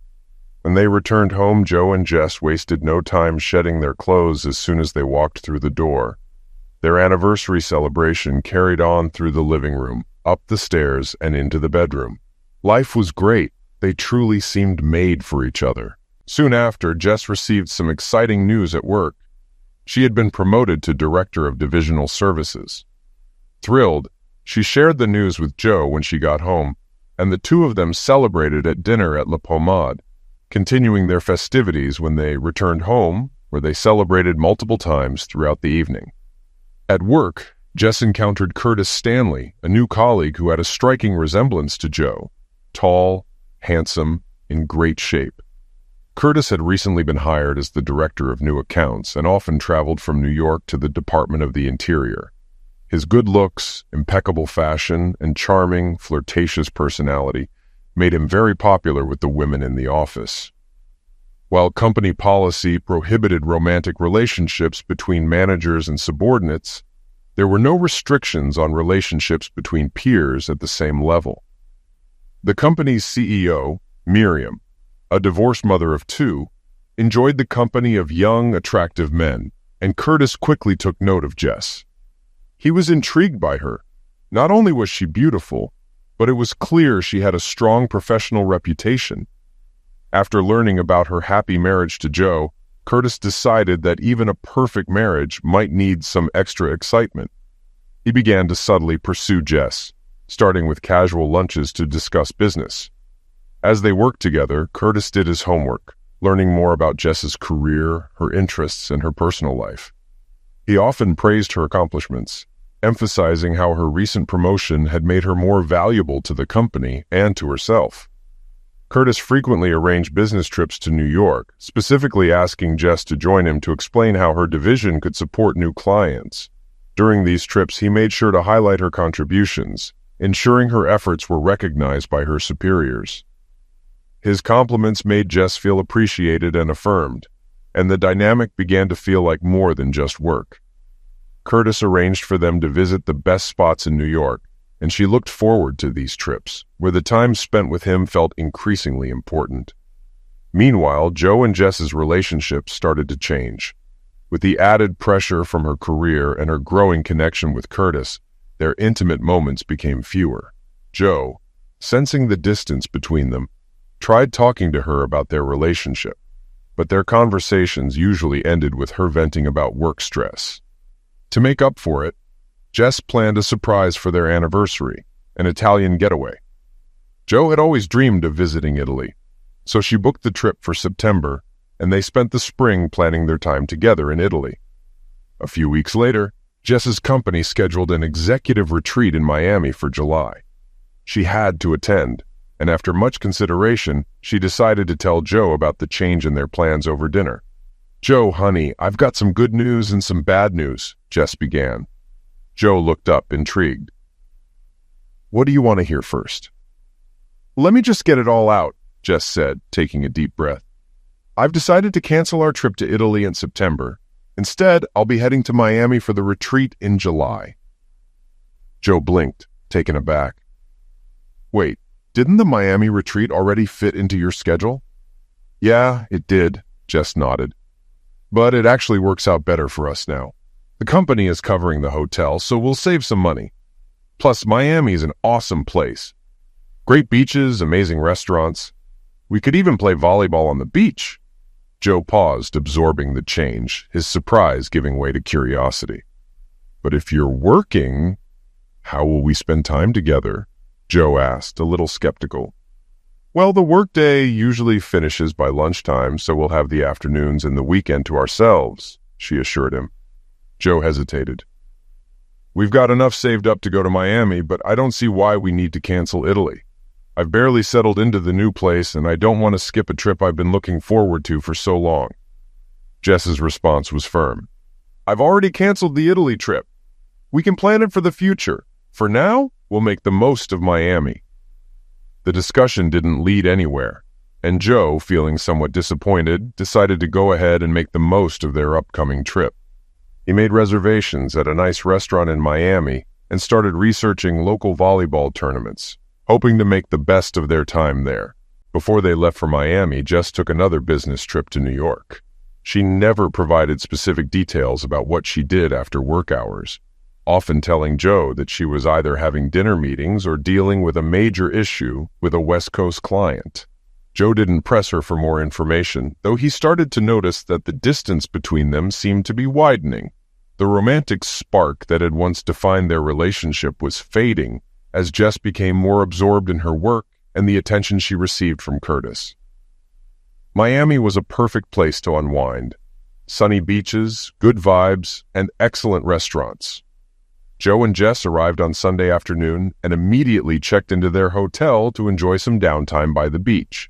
They even managed to play an hour of volleyball, squeezing in a few games.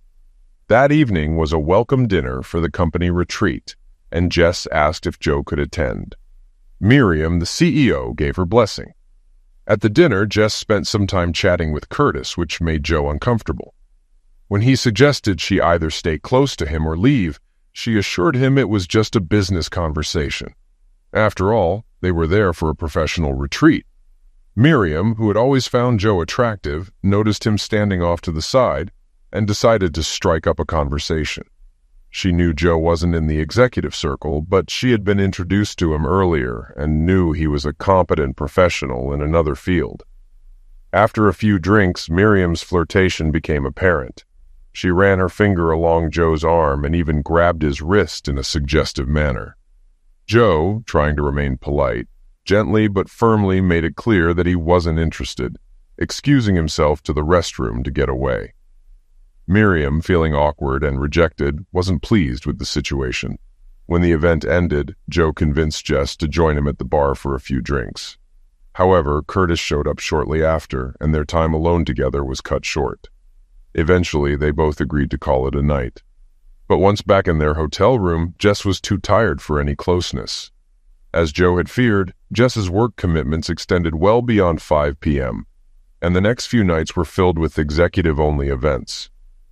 Joe spent many of his evenings sitting alone in the hotel hallway, waiting for her to finish her work or come out for lunch.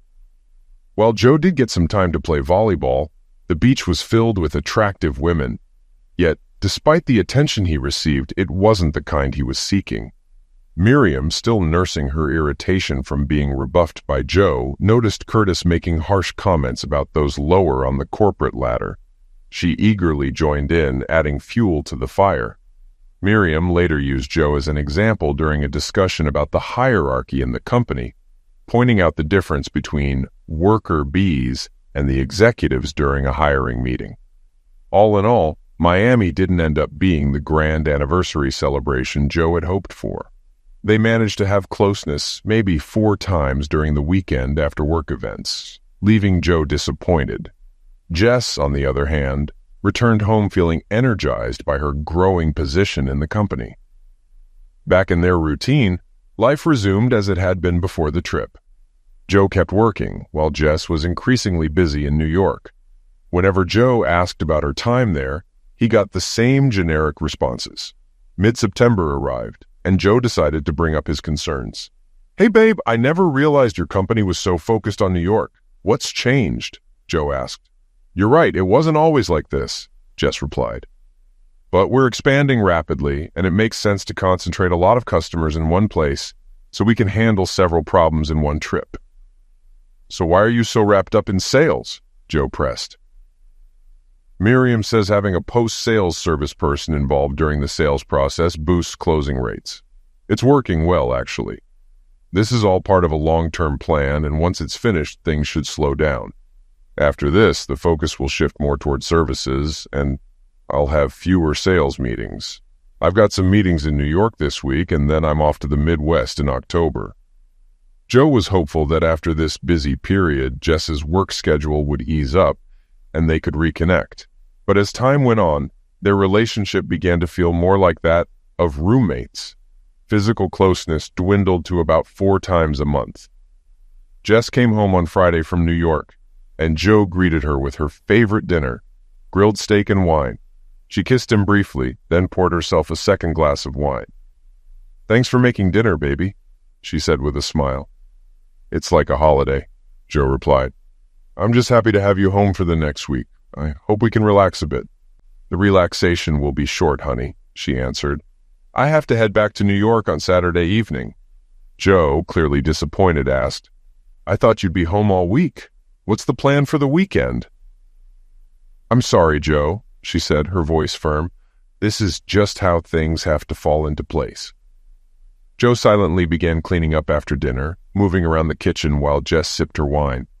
The tension was thick in the air, and neither of them said much. Feeling the frustration building, Joe moved to the laundry room to start a load of clothes. "Do you have anything I should wash before you leave, Jess?" he asked. "No, that's fine. I'm all good," she replied. "All good," he repeated, a bit confused. "It's fine. It's just expensive to do laundry at hotels," she said casually. "Did your company pay for it?" he asked, sensing something was off. "No," she replied quickly. "I did it at Curtis's apartment." "What?" Joe's voice was sharp with disbelief. "Why did you stay with him?" "No, it wasn't to save money," Jess said, her tone defensive. "Look, Joe, I've been thinking a lot about my life lately. I'm getting closer to 40, and I want to make sure I don't miss out on certain things. If my life stays as it is, those things won't happen. My last 2 trips to New York have really brought this to the forefront." After a pause, she continued, "Now that I'm a director, I work closely with other top executives. Curtis is one of them. After work, we go to the theater or the museum. We dine at places like the Rainbow Room or Luger. He treats me like royalty.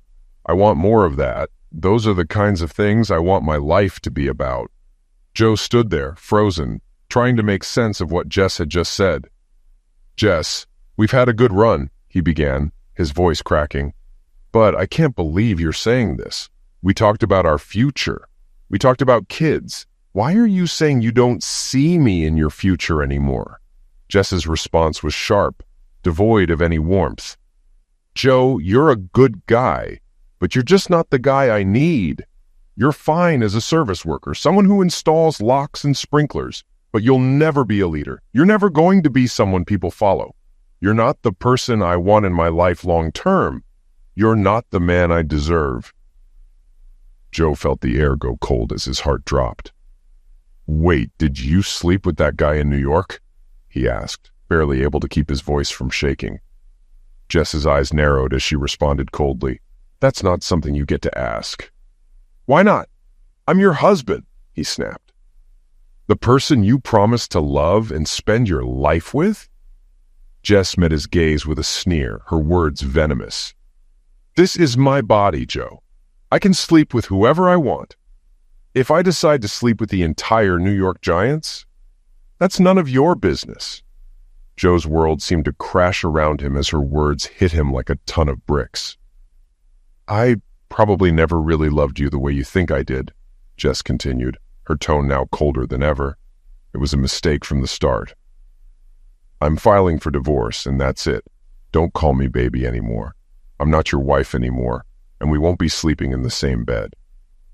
Joe was stunned, his mind spinning in 1,000 different directions. He wanted to lash out, to confront her about what had gone wrong. He thought of walking out or kicking her out. What had he done to deserve this? Why was she looking for someone else? Was he really that beneath her? "Jess, you're divorcing me because you think some other guy is better than me, right?" Joe's voice was tight with barely contained emotion. "Oh, no," Jess replied, her voice biting. "Yeah, I think that sums it up pretty well." "Then why did we talk about the future? About having kids?" Joe's voice wavered as he tried to understand what was happening. "It's not just about him," Jess said, dismissing him. "And his name is Curtis." Joe was silent for a moment, processing the information. "So, do other people think I'm beneath you too?" he asked, his frustration mounting. "People you respect, even?" Jess rolled her eyes. "Oh, really? You want names? Miriam and Gloria, for starters. They're both in the executive team. They've been talking about you." Joe stared at her in disbelief. "So now the whole executive team thinks I'm just some low-class guy? Is that it?" Jess didn't respond immediately, but her body language told him everything he needed to know. She was checked out, emotionally distant. "What does it matter?" she said dismissively. "I think it's clear where we stand." Joe's eyes widened with shock. "Miriam? Gloria? You're telling me they think I'm a joke? He demanded. Honestly, Joe, Jess said, this is just how it is. You're just not the guy I need in my life anymore. Joe's mind was racing. Jess, are you serious? You're going to kick me out over this? He could feel his chest tightening. Are you really going to leave me for Curtis or whatever his name is? Jess's tone remained ice cold. I don't think it's worth fighting anymore, Joe. I'm filing. And it's over. Joe, in a daze, slowly turned to go to the guest room. Fine, I'll take the guest room. As he gathered his things, his thoughts were scattered. He wasn't sure what hurt worse, the fact that Jess was leaving him, or that she was doing it for someone else. He didn't know how to process it, and his heart felt like it was being torn apart. While Jess flew to New York, Joe took the first step toward ending the marriage. He made an appointment with a family lawyer and found himself sitting across from a confident, attractive woman with sharp eyes and an authoritative presence. How can I help you, Joseph? She asked, her voice calm but professional. Please, call me Joe, he replied, trying to keep it together. I need help with a divorce. Mel nodded and leaned forward. I'll need all the details to help you best. Joe recounted everything and she listened carefully, taking notes. She then warned him about potential emotional and legal challenges, asked about his feelings on reconciliation, and gave him a list of actions to take. As she prepared the legal documents, Joe began untangling their finances, including car ownership and other assets. Dividing the property was messy, but he and Mel worked through it, trying to come to a fair arrangement. Joe then informed their circle of friends and family about the divorce. Jess's reaction was swift and furious. You're an a-hole, she said through gritted teeth over the phone. Who gave you the right to announce our divorce? Joe replied calmly. You did, Jess. When? She demanded. When you told me you were leaving me for that guy, Curtis.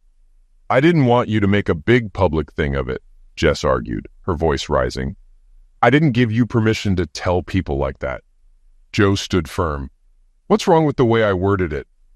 I said what's true. Jess decided to neglect her vows and took a new lover from her workplace.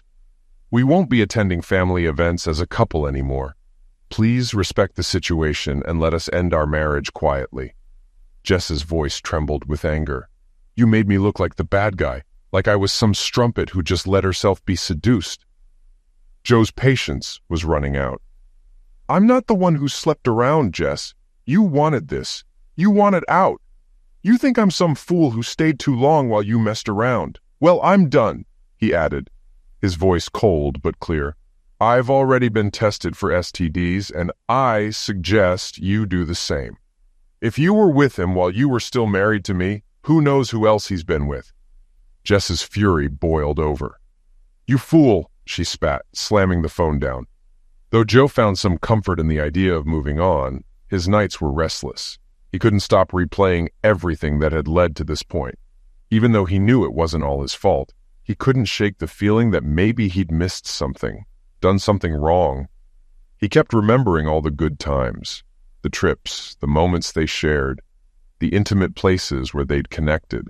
It all seemed so distant now, and even the taste of food began to feel flat and meaningless. The legal process moved forward without much emotion. They divided their assets, each keeping their own retirement accounts, and separated their bank accounts. The credit cards were canceled, and new ones were issued under their own names. Joe didn't want to stay in the house they had shared while they were in love, so Jess took it, along with the apartment, which was more convenient for her work and her new identity. He took what was left, an apartment not too far from the city, closer to the condominium they had once shared. 2 months passed, and aside from some formalities, they didn't speak. They occasionally bumped into each other at church or at social events. But the exchanges were minimal, curt, and awkward. The first time Jess showed up with Curtis, she insisted on introducing him to Joe.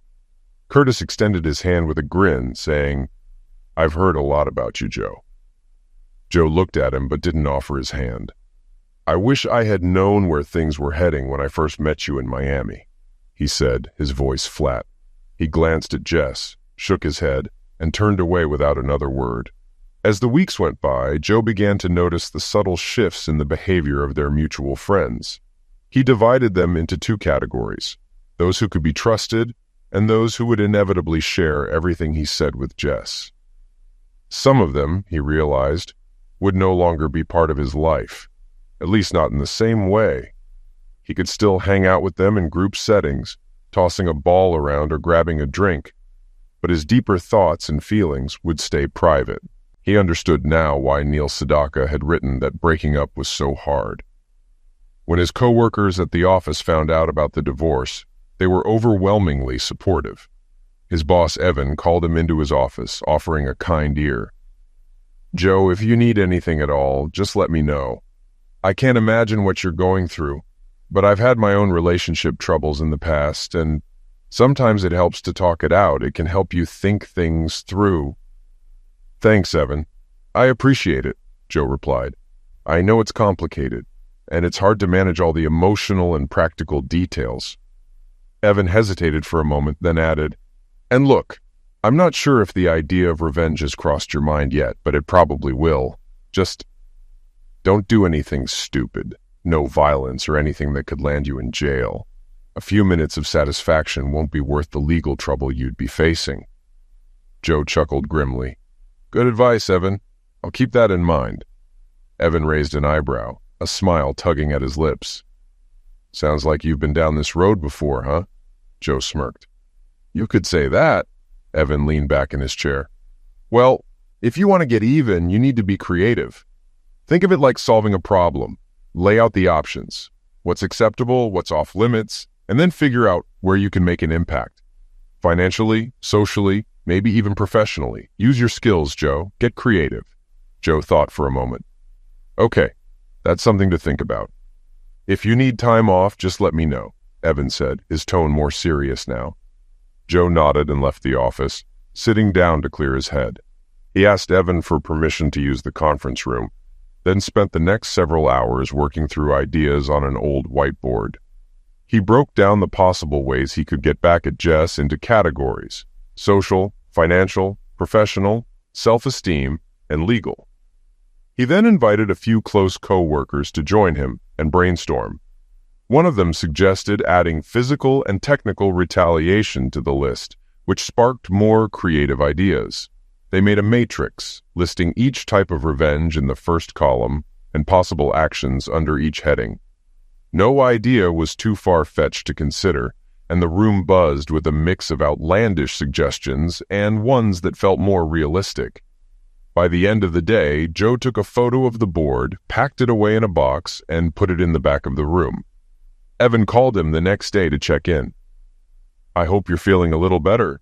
But just a heads up, please try not to take up too much of other people's time before lunch or after hours, all right?" "Understood," Joe replied, appreciating Evan's patience. A couple of days later, while playing racquetball with a friend from church, the topic of the annual beach volleyball tournament came up. "Hey, are you going to play in the church tournament next month?" his friend asked. Joe hesitated. "I hadn't really thought about it. My volleyball partner and we're not really on speaking terms anymore." His friend nodded. "I get it, but I thought you might want to join the guys' team or something. It usually gets you in a good mood." Joe shook his head. "Probably not this year." "Okay, I saw Jess signed up," his friend added. "For mixed teams?" "Did she? When's the registration deadline?" Joe asked. "About a week before," his friend replied. Joe thanked him for the reminder. That night he spent some time thinking, and by the next morning he knew what he had to do. He took out the board again, updated it, and drew a new line at the bottom for sports results. At lunch he gathered his Vengeance team and asked them to work on it during their break. That afternoon he made a few calls and set up a meeting with an old college friend for drinks later that evening. It seemed like he was finally ready to take control, starting with a game of volleyball. The following day, Ben, a friend from Joe's VCRU group, came by his office and shut the door behind him. "Joe, how serious are you about getting back at Jess and her whole world?" he asked, his tone curious. Joe paused, considering the question. "That's a good question," he said slowly. "Why?" Ben pressed. "Because some of what we discussed in that matrix," Joe began, "could just be venting, but some of it might actually cross into illegal territory like physical violence." Ben raised an eyebrow. "But we only joked about those things," he replied. "I didn't think you'd actually go through with it." Joe shook his head. "I'm not going to touch anyone. But I'll admit, if that guy Curtis disappeared, I wouldn't feel bad about it. Still, I'd never act on it. And as for Jess, I would never take her back. Trust is gone. I could never feel the same way about her again. Not after everything she's done." Ben nodded thoughtfully. "Okay, good to know. But there are other risks here. If you ever thought about reconciling with Jessica, you'd want to steer clear of anything that could escalate things. That kind of stuff can get out of hand quickly." Joe snorted. "Never again. Not in a million years. I gave her everything I had. My trust, my love, and she threw it all away for some guy. I want her to feel the weight of that decision. Spitting on someone's love and loyalty has consequences. She'll never get that back." "All right, Joe," Ben said, leaning back in his chair. "I hear you, but you might want to get legal advice on this. There could be unintended consequences if you don't keep a level head. I'll call you later." Joe continued his routine as best he could. Some days felt better than others. He focused on work and committed to playing in the upcoming volleyball tournament. He found a new partner and decided to enter, hoping it would give him a distraction. At work, he erased the idea of physical revenge from the Matrix and redirected his energy to new projects. Ben didn't reach out again, so Joe figured it was just a reminder to avoid acting impulsively. Evan, his boss, never mentioned the situation again. Meanwhile, the volleyball tournament was shaping up to be a major event. Teams came from nearby states, and the competition was fierce. It had grown far beyond its humble roots as a casual church event. This year, the tournament spanned the entire weekend, kicking off on Friday and wrapping up with a massive barbecue on Sunday night after the award ceremony. Jess and Curtis made it to the finals in the mixed doubles bracket, where they would face Joe and his new partner, Deirdre "Dee Hughes. Dee was a striking woman in her 30s, with bright green eyes and fiery red hair that framed her face like a halo. Her freckled skin and lean, athletic build made her stand out as much for her looks as for her skill on the court. She wore the same team shirt as Joe, number 34, and they made a striking pair. The final match was highly anticipated. The crowd had grown, with many speculating that there might be some lingering tension between Joe and Jess, and wondering if it would show during the game. The match began without incident, though it became clear that Joe and Dee were the superior team. They moved with fluid precision, effortlessly positioning themselves to make plays. Dee's athleticism was on full display as she leapt to intercept shots, her grace and agility leaving the crowd in awe. But things started to shift during the second game. Joe seemed to target Curtis more directly, aiming his shots at his opponent's legs rather than the open court. At one point, he pulled a quick maneuver, faking a shot, and instead slamming the ball straight into Curtis's face. The crowd gasped as Curtis collapsed to the ground, blood quickly staining his shirt. Play was paused briefly while Curtis was tended to, and after that, there were no further direct attacks. The game resumed, but the outcome was inevitable. Joe and Dee crushed Jess and Curtis in straight sets, 21-4, 21-0. A humiliating defeat for the pair. After the match, the teams met at the net to shake hands. Joe extended his hand to Jess, and she glanced at it, skeptical. "What about your hand?" she asked, still bristling. "It's fine, ma'am," Joe replied, keeping his tone even. Then, loud enough for a few people to hear, he added, "Good game." But under his breath, just for her ears, he muttered, "You're a team of losers." Jess jerked her arm away violently and slapped him, but Joe was quick, dodging the hit with the same ease he'd shown on the court. She glared at him, looking around to see if anyone else had caught the exchange. The few people nearby hadn't, and the tension seemed to dissipate. At the awards ceremony later that evening, Jess was visibly irritated to learn that, for the first time, the engraved plaque on the perpetual trophy would list not just the winners, but also their opponents and the score. At the afternoon feast, Liam, a mutual friend, pulled Dee aside. "I have this nagging feeling that I've seen you somewhere before," Liam said, scratching his head. "I don't think so, Liam.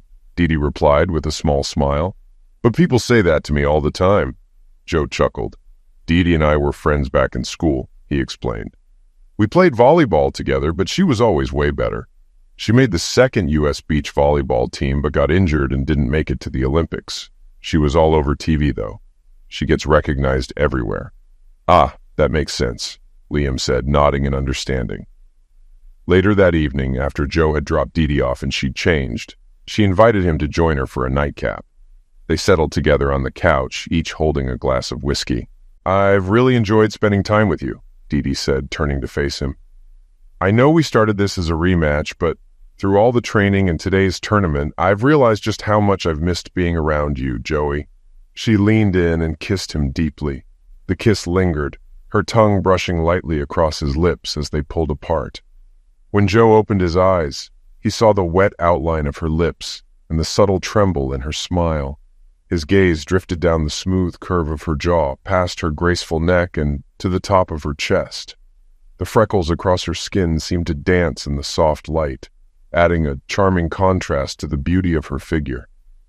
He found himself momentarily captivated by her. He refocused on her eyes. The moisture in them made her green irises gleam, shimmering as if they held some unspoken thought. He'd been so focused on their game earlier that he'd forgotten just how striking she was. I'd really like to explore something with you, Joe said softly, but not now.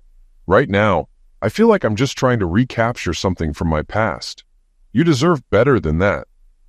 I want you to date, to get to know the real Dee Dee, without any shadows from my past lingering over us. She nodded, her expression thoughtful.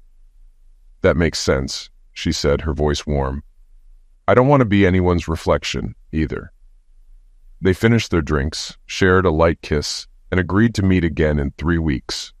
Joe walked back to his apartment, his mind full, but his heart lighter than it had been in a long time.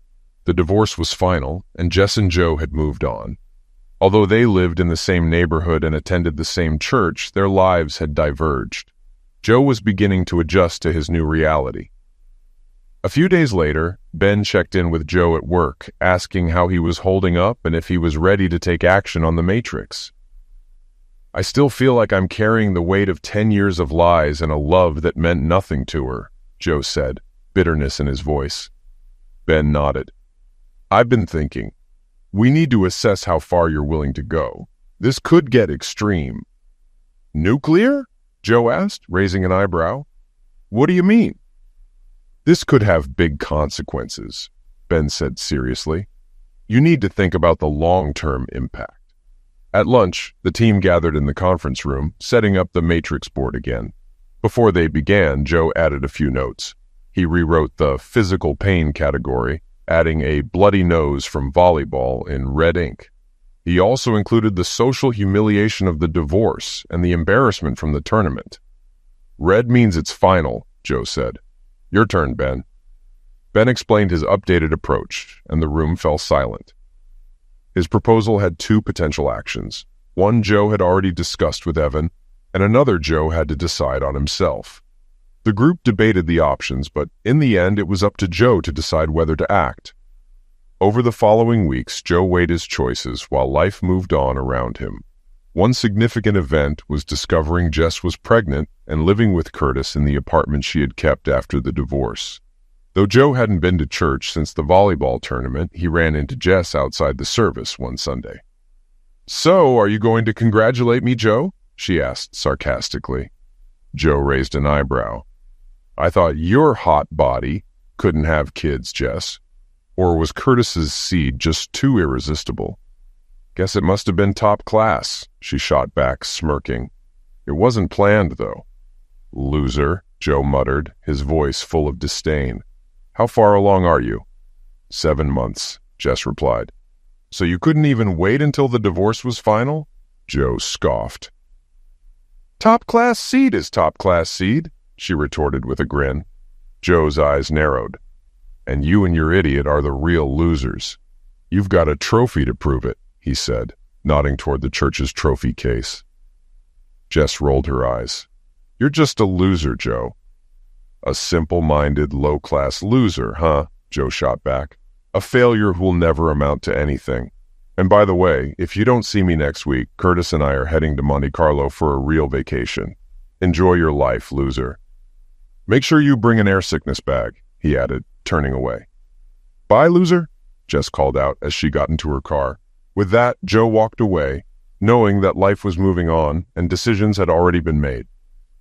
Meanwhile, Jess's company was facing a crisis. Miriam, the CFO, and the general counsel were on edge as rumors of financial troubles spread. Layoffs were imminent, and budgets were slashed. At home, the pressure was mounting. Curtis, already distant, became even more detached as Jess's pregnancy progressed. His disinterest in doctors' visits and growing irritability were clear signs of trouble. Their move from New York had not brought the fresh start Curtis had hoped for, and their attempts to fit in with the local elite were starting to unravel. The root of the company's problems was a legal issue with the software they'd developed. The company they'd hired had unknowingly used code from another company without permission. Since Jess's company had paid for the software, they were partially responsible for the stolen code.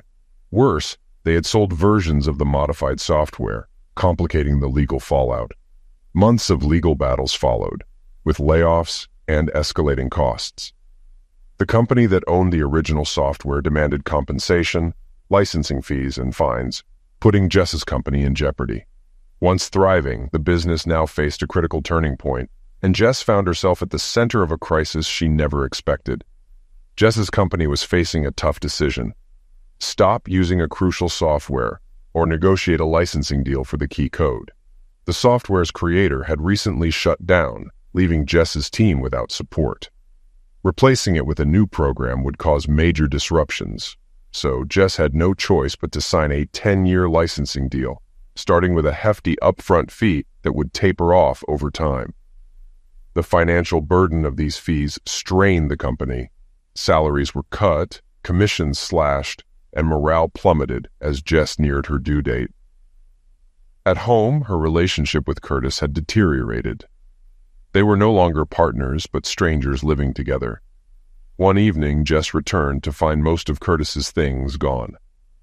"What's going on, Curtis?" Jess asked, her voice shaking with panic. "I'm leaving for a job on the West Coast," Curtis replied flatly. "I have a flight." Jess's stomach dropped. "When will you be back? The baby could come any time." Curtis didn't even look up as he packed. "I'm not coming back. You have insurance, so you'll be fine." "But what about everything we talked about, raising this baby together?" she asked, confused. Curtis paused, then turned to her. "I've thought it through. I want a life of luxury. Good food, travel, no diapers. I can't do this." Jess's voice cracked. "How can you say that? I thought you loved me." Curtis sighed. "I need to go," he said flatly, walking toward the door. "Goodbye, Jess," he said, leaving without a second glance. Devastated, Jess collapsed on the couch, sobbing uncontrollably. As she cried, she suddenly felt a rush of fluid. "Oh my God," she thought, panic rising. "My water just broke." In a frantic haze, she called Gloria, a coworker. "Gloria, help! My water broke and Curtis is gone. I don't know what to do," Jess cried. "I'm at my sister's 2 hours away," Gloria said. "Call Anita or Susan." Jess's calls to Anita and Susan went unanswered. Realizing she had no time to waste, she grabbed her hospital bag and rushed to her car, her hands shaking. She started driving, but the pain of her contractions soon intensified. She couldn't continue. Then Jess remembered Joe, a neighbor who could help. She dialed his number. "Joe, help! I'm at Ashton Glen Apartments. I need you now!" she gasped. "I'm on my way," Joe replied. "What's going on?" "I can't explain, just hurry," she pleaded. A few minutes later, Joe pulled up. He rushed over to her car. "Thank you for coming," Jess said, her face pale. "Car trouble?" Joe asked, scanning the area. "No," Jess whispered. "My water broke. The baby's coming and Curtis left me." Joe looked stunned. "He left? Now?" "Yes," Jess sobbed. "He didn't want the baby this life." Joe paused, then gently said, "I can't understand you if you keep crying." Jess sniffled and tried to compose herself. "I don't know what to do." Joe's expression softened. "Is he going to New York?" "No, he quit the company. He's leaving for a job out west. Jess replied. Joe shook his head in disbelief. That's a lot. Another contraction? Yes, please help, Jess gasped. Joe pulled out his phone. I'm calling an ambulance. Stay calm. He dialed emergency, explaining the situation. Can you get in the car with me? We'll take you to the hospital, Joe offered after hanging up. Jess, still in shock, managed a weak smile. I don't want to ruin my new car. Joe looked at her, then at the car. That's a nice car. And that suit, you look great, Jess. He paused before adding, by the way, the software your company used? I wrote it. My company owns it, but I get a percentage of the profits. Those bonuses you got? I received a 7-figure payout. Jess winced from another contraction. I see you're not in the mood for small talk, Joe said, noticing her discomfort. The ambulance is on the way. Let's go. Jess's voice was desperate. Joe, can you stay with me until the ambulance arrives and help me with my car? Joe stopped, turned to her, and his expression darkened. Curtis is an idiot, and honestly, so are you. You two deserve each other. Without waiting for a response, Joe got in his car and drove away, leaving Jess alone in her crisis. Jess delivered her baby, a healthy boy she named after her late grandfather. The days following the delivery were a blur of emotions, love for her child mixed with the profound loneliness of facing motherhood alone. Her career began to suffer as her company's financial troubles worsened, and the departure of Curtis only amplified the strain on her already precarious balance. The once perfect life she envisioned was now a distant memory, replaced by a stark reality. Meanwhile, Joe thrived in his new chapter of life. With the profits from the software he had developed, he invested in his own company, building a reputation as an innovator and a trusted leader in his field. His volleyball partnership with Dee Dee turned into a deeper friendship, and over time, the spark between them grew into something more substantial. She encouraged him to find joy beyond his past, and together they forged a future built on mutual respect and shared values. Jess and Joe's paths occasionally crossed in their small community, but their interactions were limited to polite nods and brief exchanges. Jess's attempts to rekindle a connection with Joe were met with courteous indifference. Joe had moved on, and Jess came to understand the depth of what she had lost. Years later, at a local charity event, Joe spoke about his journey. He credited his hardships for teaching him resilience and guiding him toward opportunities he might never have pursued. His words resonated with Jess, who stood quietly at the back of the room, cradling her son. For the first time, she felt a sense of closure, realizing that while she had lost Joe, she had gained lessons about herself and the importance of choices. As Joe left the stage, Dee Dee joined him, her hand slipping into his. Together they represented a new beginning, a reminder that even in the face of betrayal and loss, life could offer second chances and unexpected joys. Jess, watching them leave, whispered to herself, I hope you find the happiness you deserve. For the first time in years, she felt a glimmer of peace, ready to face her own path forward, knowing she had the strength to rebuild her life, one day at a time. Story 4. After raising my daughter alone for 7 years following my ex-wife's sudden departure, she now wants me out of her life for her wedding. Here's what happened. Hi everyone, my name is James Daniels, 57, male, and I am at a crossroads with my daughter Rosie, 23, female. About 7 years ago, when Rosie was just 16 years old, my wife Linda, 55, female, left us. She didn't say anything, just randomly left. I met Linda in college. I was 22 and she was 20. It was one of those typical love stories where we locked eyes at a party and just clicked. She had this incredible laugh that could light up the room and a way of making everyone feel important. We dated for 3 years, and I proposed to her on a wintry night in a park. It was snowing lightly, and she said yes with tears in her eyes. We were so happy then. I really thought we'd be together forever. We got married in a small ceremony with just our close family and friends. Linda looked stunning in her white dress, and I was the happiest man alive. For the first few years, everything was great. We had our ups and downs like any couple, but nothing we couldn't handle. We even bought a little house in a quiet neighborhood and turned it into our cozy home. Then Rosie came along and everything changed. She was the most beautiful baby I had ever seen, with her mother's eyes and my smile. Being a father was the best thing that ever happened to me. I remember staying up late at night holding Rosie and dreaming about our future together. Linda was a wonderful mother at first. She doted on Rosie and seemed genuinely happy. But as the years went by, things started to change. Linda became distant. She wasn't the vibrant, happy woman I married. She seemed unhappy, but whenever I tried to talk to her about it, she'd brush me off or get defensive. I didn't know what was wrong, and she wouldn't tell me. We started arguing more and more. I'd come back home from work, and she'd be in a bad mood, snapping at me for no reason. I tried to be understanding and supportive, but nothing I did seemed to help. I remember one day, about a year before she left, she told me she needed some space.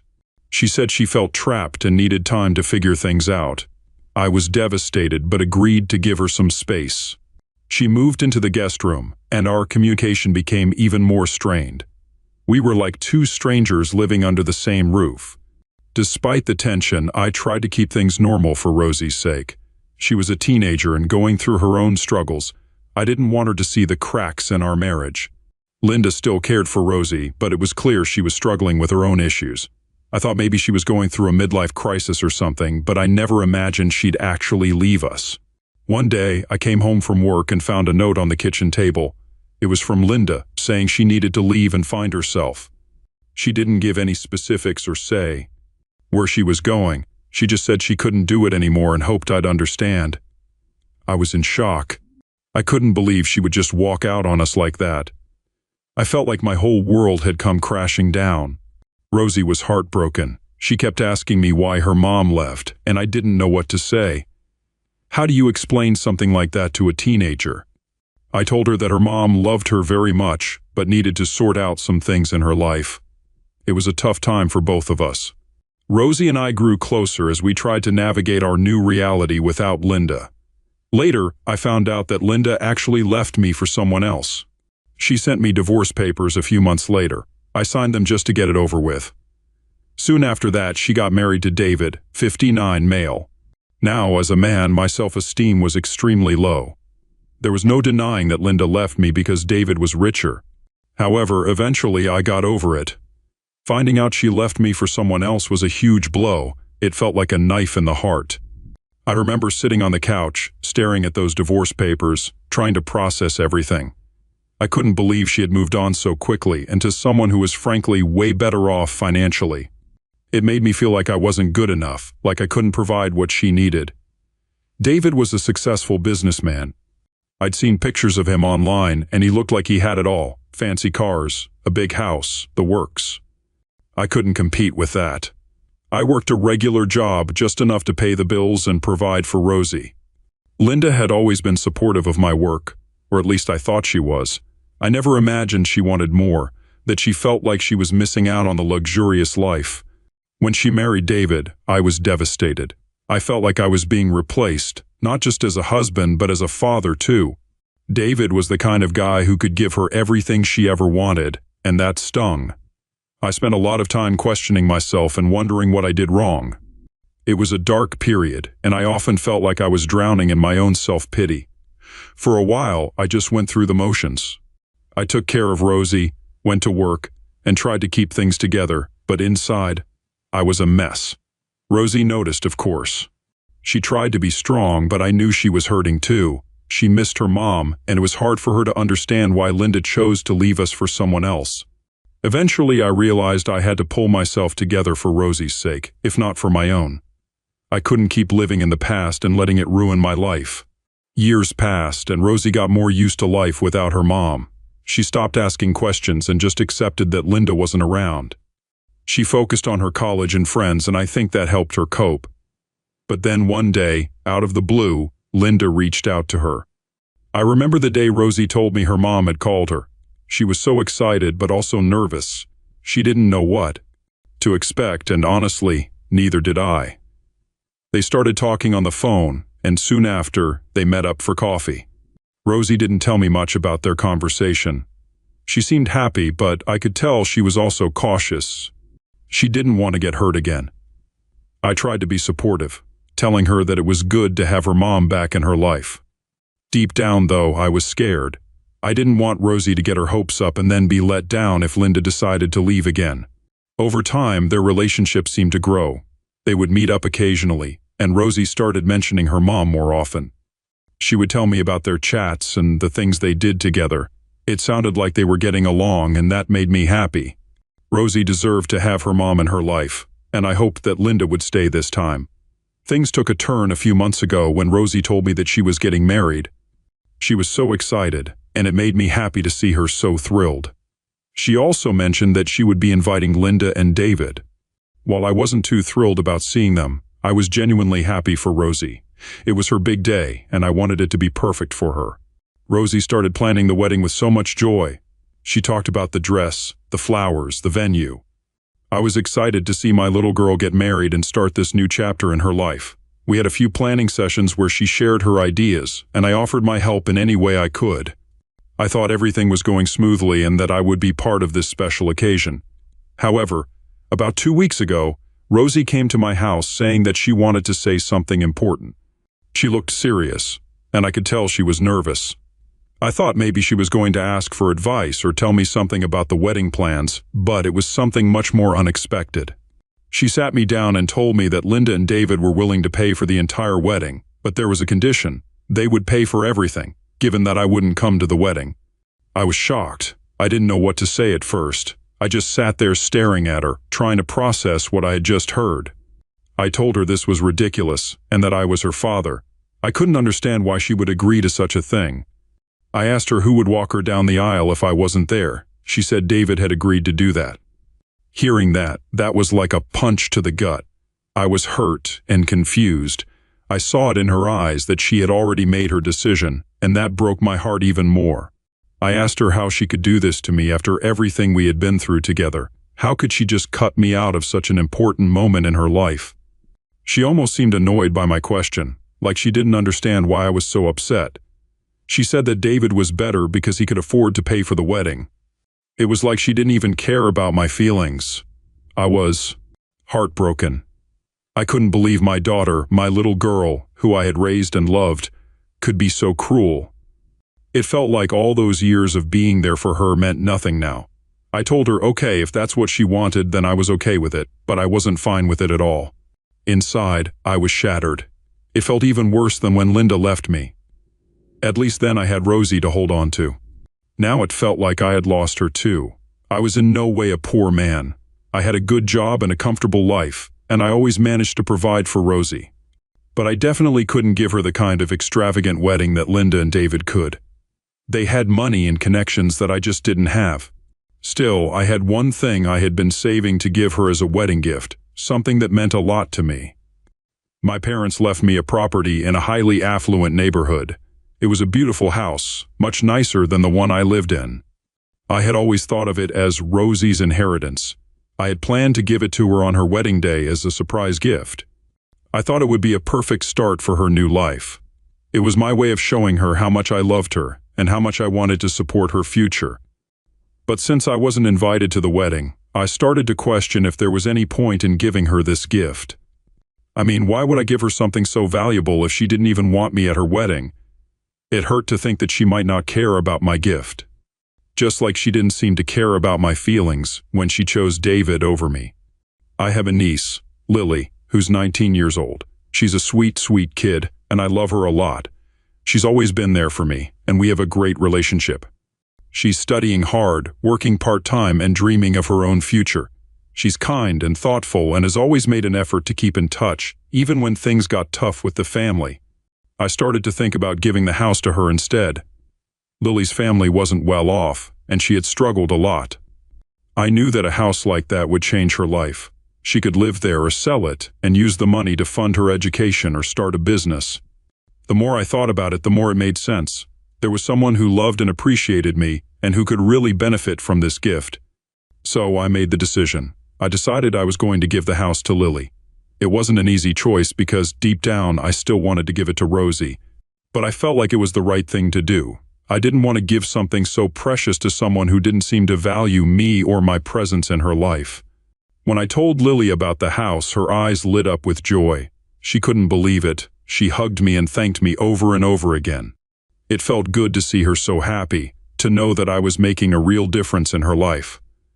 It was a moment of joy in what had been a very difficult time for me. However, when Rosie heard about this, she wasn't having it. She called me, probably to try to talk me out of giving the house to Lily. I saw her name pop up on my phone, and my heart sank a little, but I didn't pick up. I wasn't ready for another confrontation or for more hurtful words. The next day she came to my house. I could see her through the window, standing on the porch with a look of determination mixed with frustration. I knew this wasn't going to be a pleasant visit, but I opened the door anyway. She came in looking around like she was seeing the place for the first time in a long while.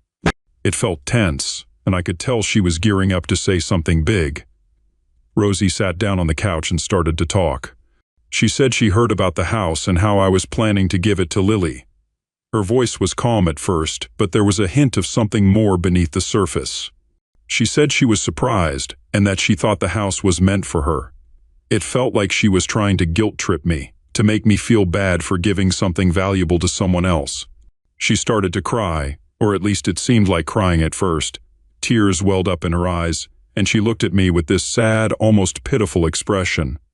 She said she couldn't believe that I would do something like this to her, that after everything she deserved the house.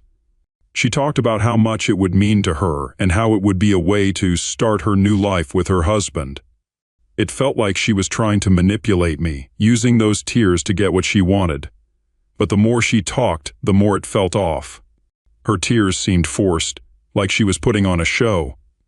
She kept looking at me, waiting for a reaction, expecting me to crumble and give in to her demands. She said things like, "Dad, how could you choose Lily over your own daughter?" And, "Don't you love me?" It was painful to hear, but I could see through it. It was clear she was trying to use my emotions against me. Rosie talked about the wedding, how beautiful it was going to be, and how much it would mean to have a house like that to start her new life. She said David and Linda were only trying to help her have the best start possible, and that I was being selfish by not supporting her dreams. She made it sound like I was the bad guy, like I was the one causing all the problems. It was hard to listen to because deep down, I just wanted to make her happy. She kept crying and saying she couldn't understand why I would do this to her. She tried to make me feel guilty for not being at her wedding and for not being the one to walk her down the aisle. She said she missed me and wanted things to be like they used to be, but it didn't feel genuine. It felt like she was saying whatever she thought would make me change my mind about the house. She even said that I can come to the wedding if I want. It felt like a last-ditch effort to win me over. She framed it like she was doing me a favor by letting me attend. But I told her that I didn't want to do this anymore. I was done being manipulated and treated like an option instead of a priority. It wasn't just about the wedding or the house.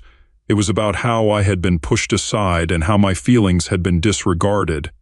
However, some of my relatives are now telling me that I took things too far. What do you guys think? Update 1. Hello everyone. Thank you for your kind words. Your support really means a lot to me. I do have some updates and things have taken quite an unexpected turn. After my last post, Rosie kept calling me and texting me, trying to reach out. She left voicemails too, but I ignored them. I wasn't ready to talk to her, especially after everything that had happened. I needed time to heal and to figure out my own feelings. I thought that maybe with time we could have a real conversation, but I didn't want to rush into it. However, things have changed drastically since then. Rosie is not getting married anymore. As it turns out, she actually cheated on her fiancé, and he left her. I was shocked when I found out. I never expected something like this to happen. Apparently, her fiancé caught her in the act. He came home earlier than expected one day and found Rosie with another man in their apartment. I can't even imagine how devastating that must have been for him. He confronted them right then and there. The details are messy, but from what I gathered, he walked into the living room and saw them together on the couch in a very compromising position. It must have been a nightmare for him.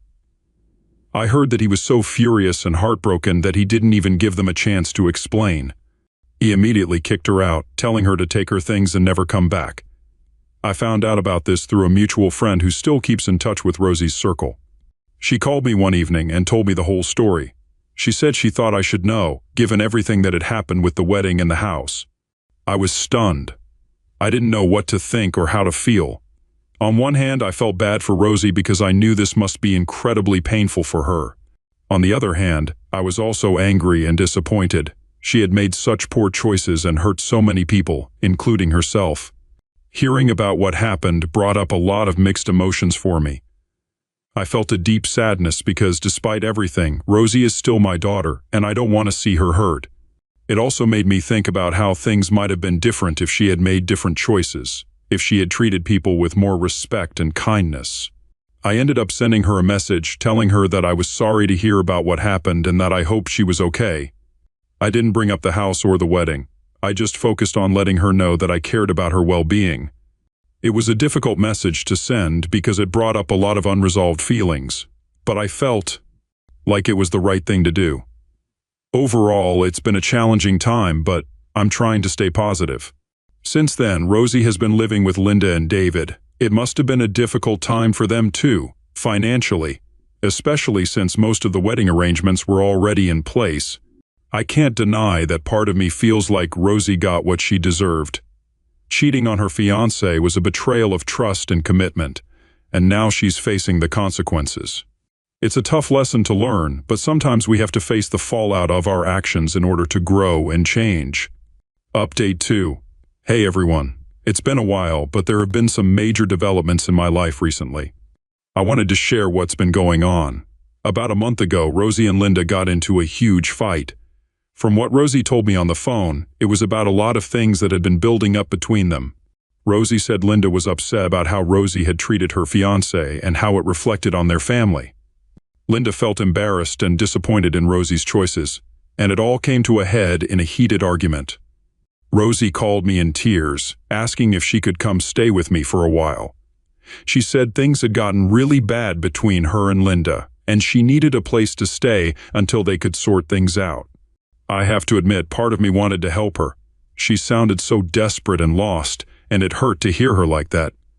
But at the same time, I knew I couldn't just welcome her back into my life after everything that had happened.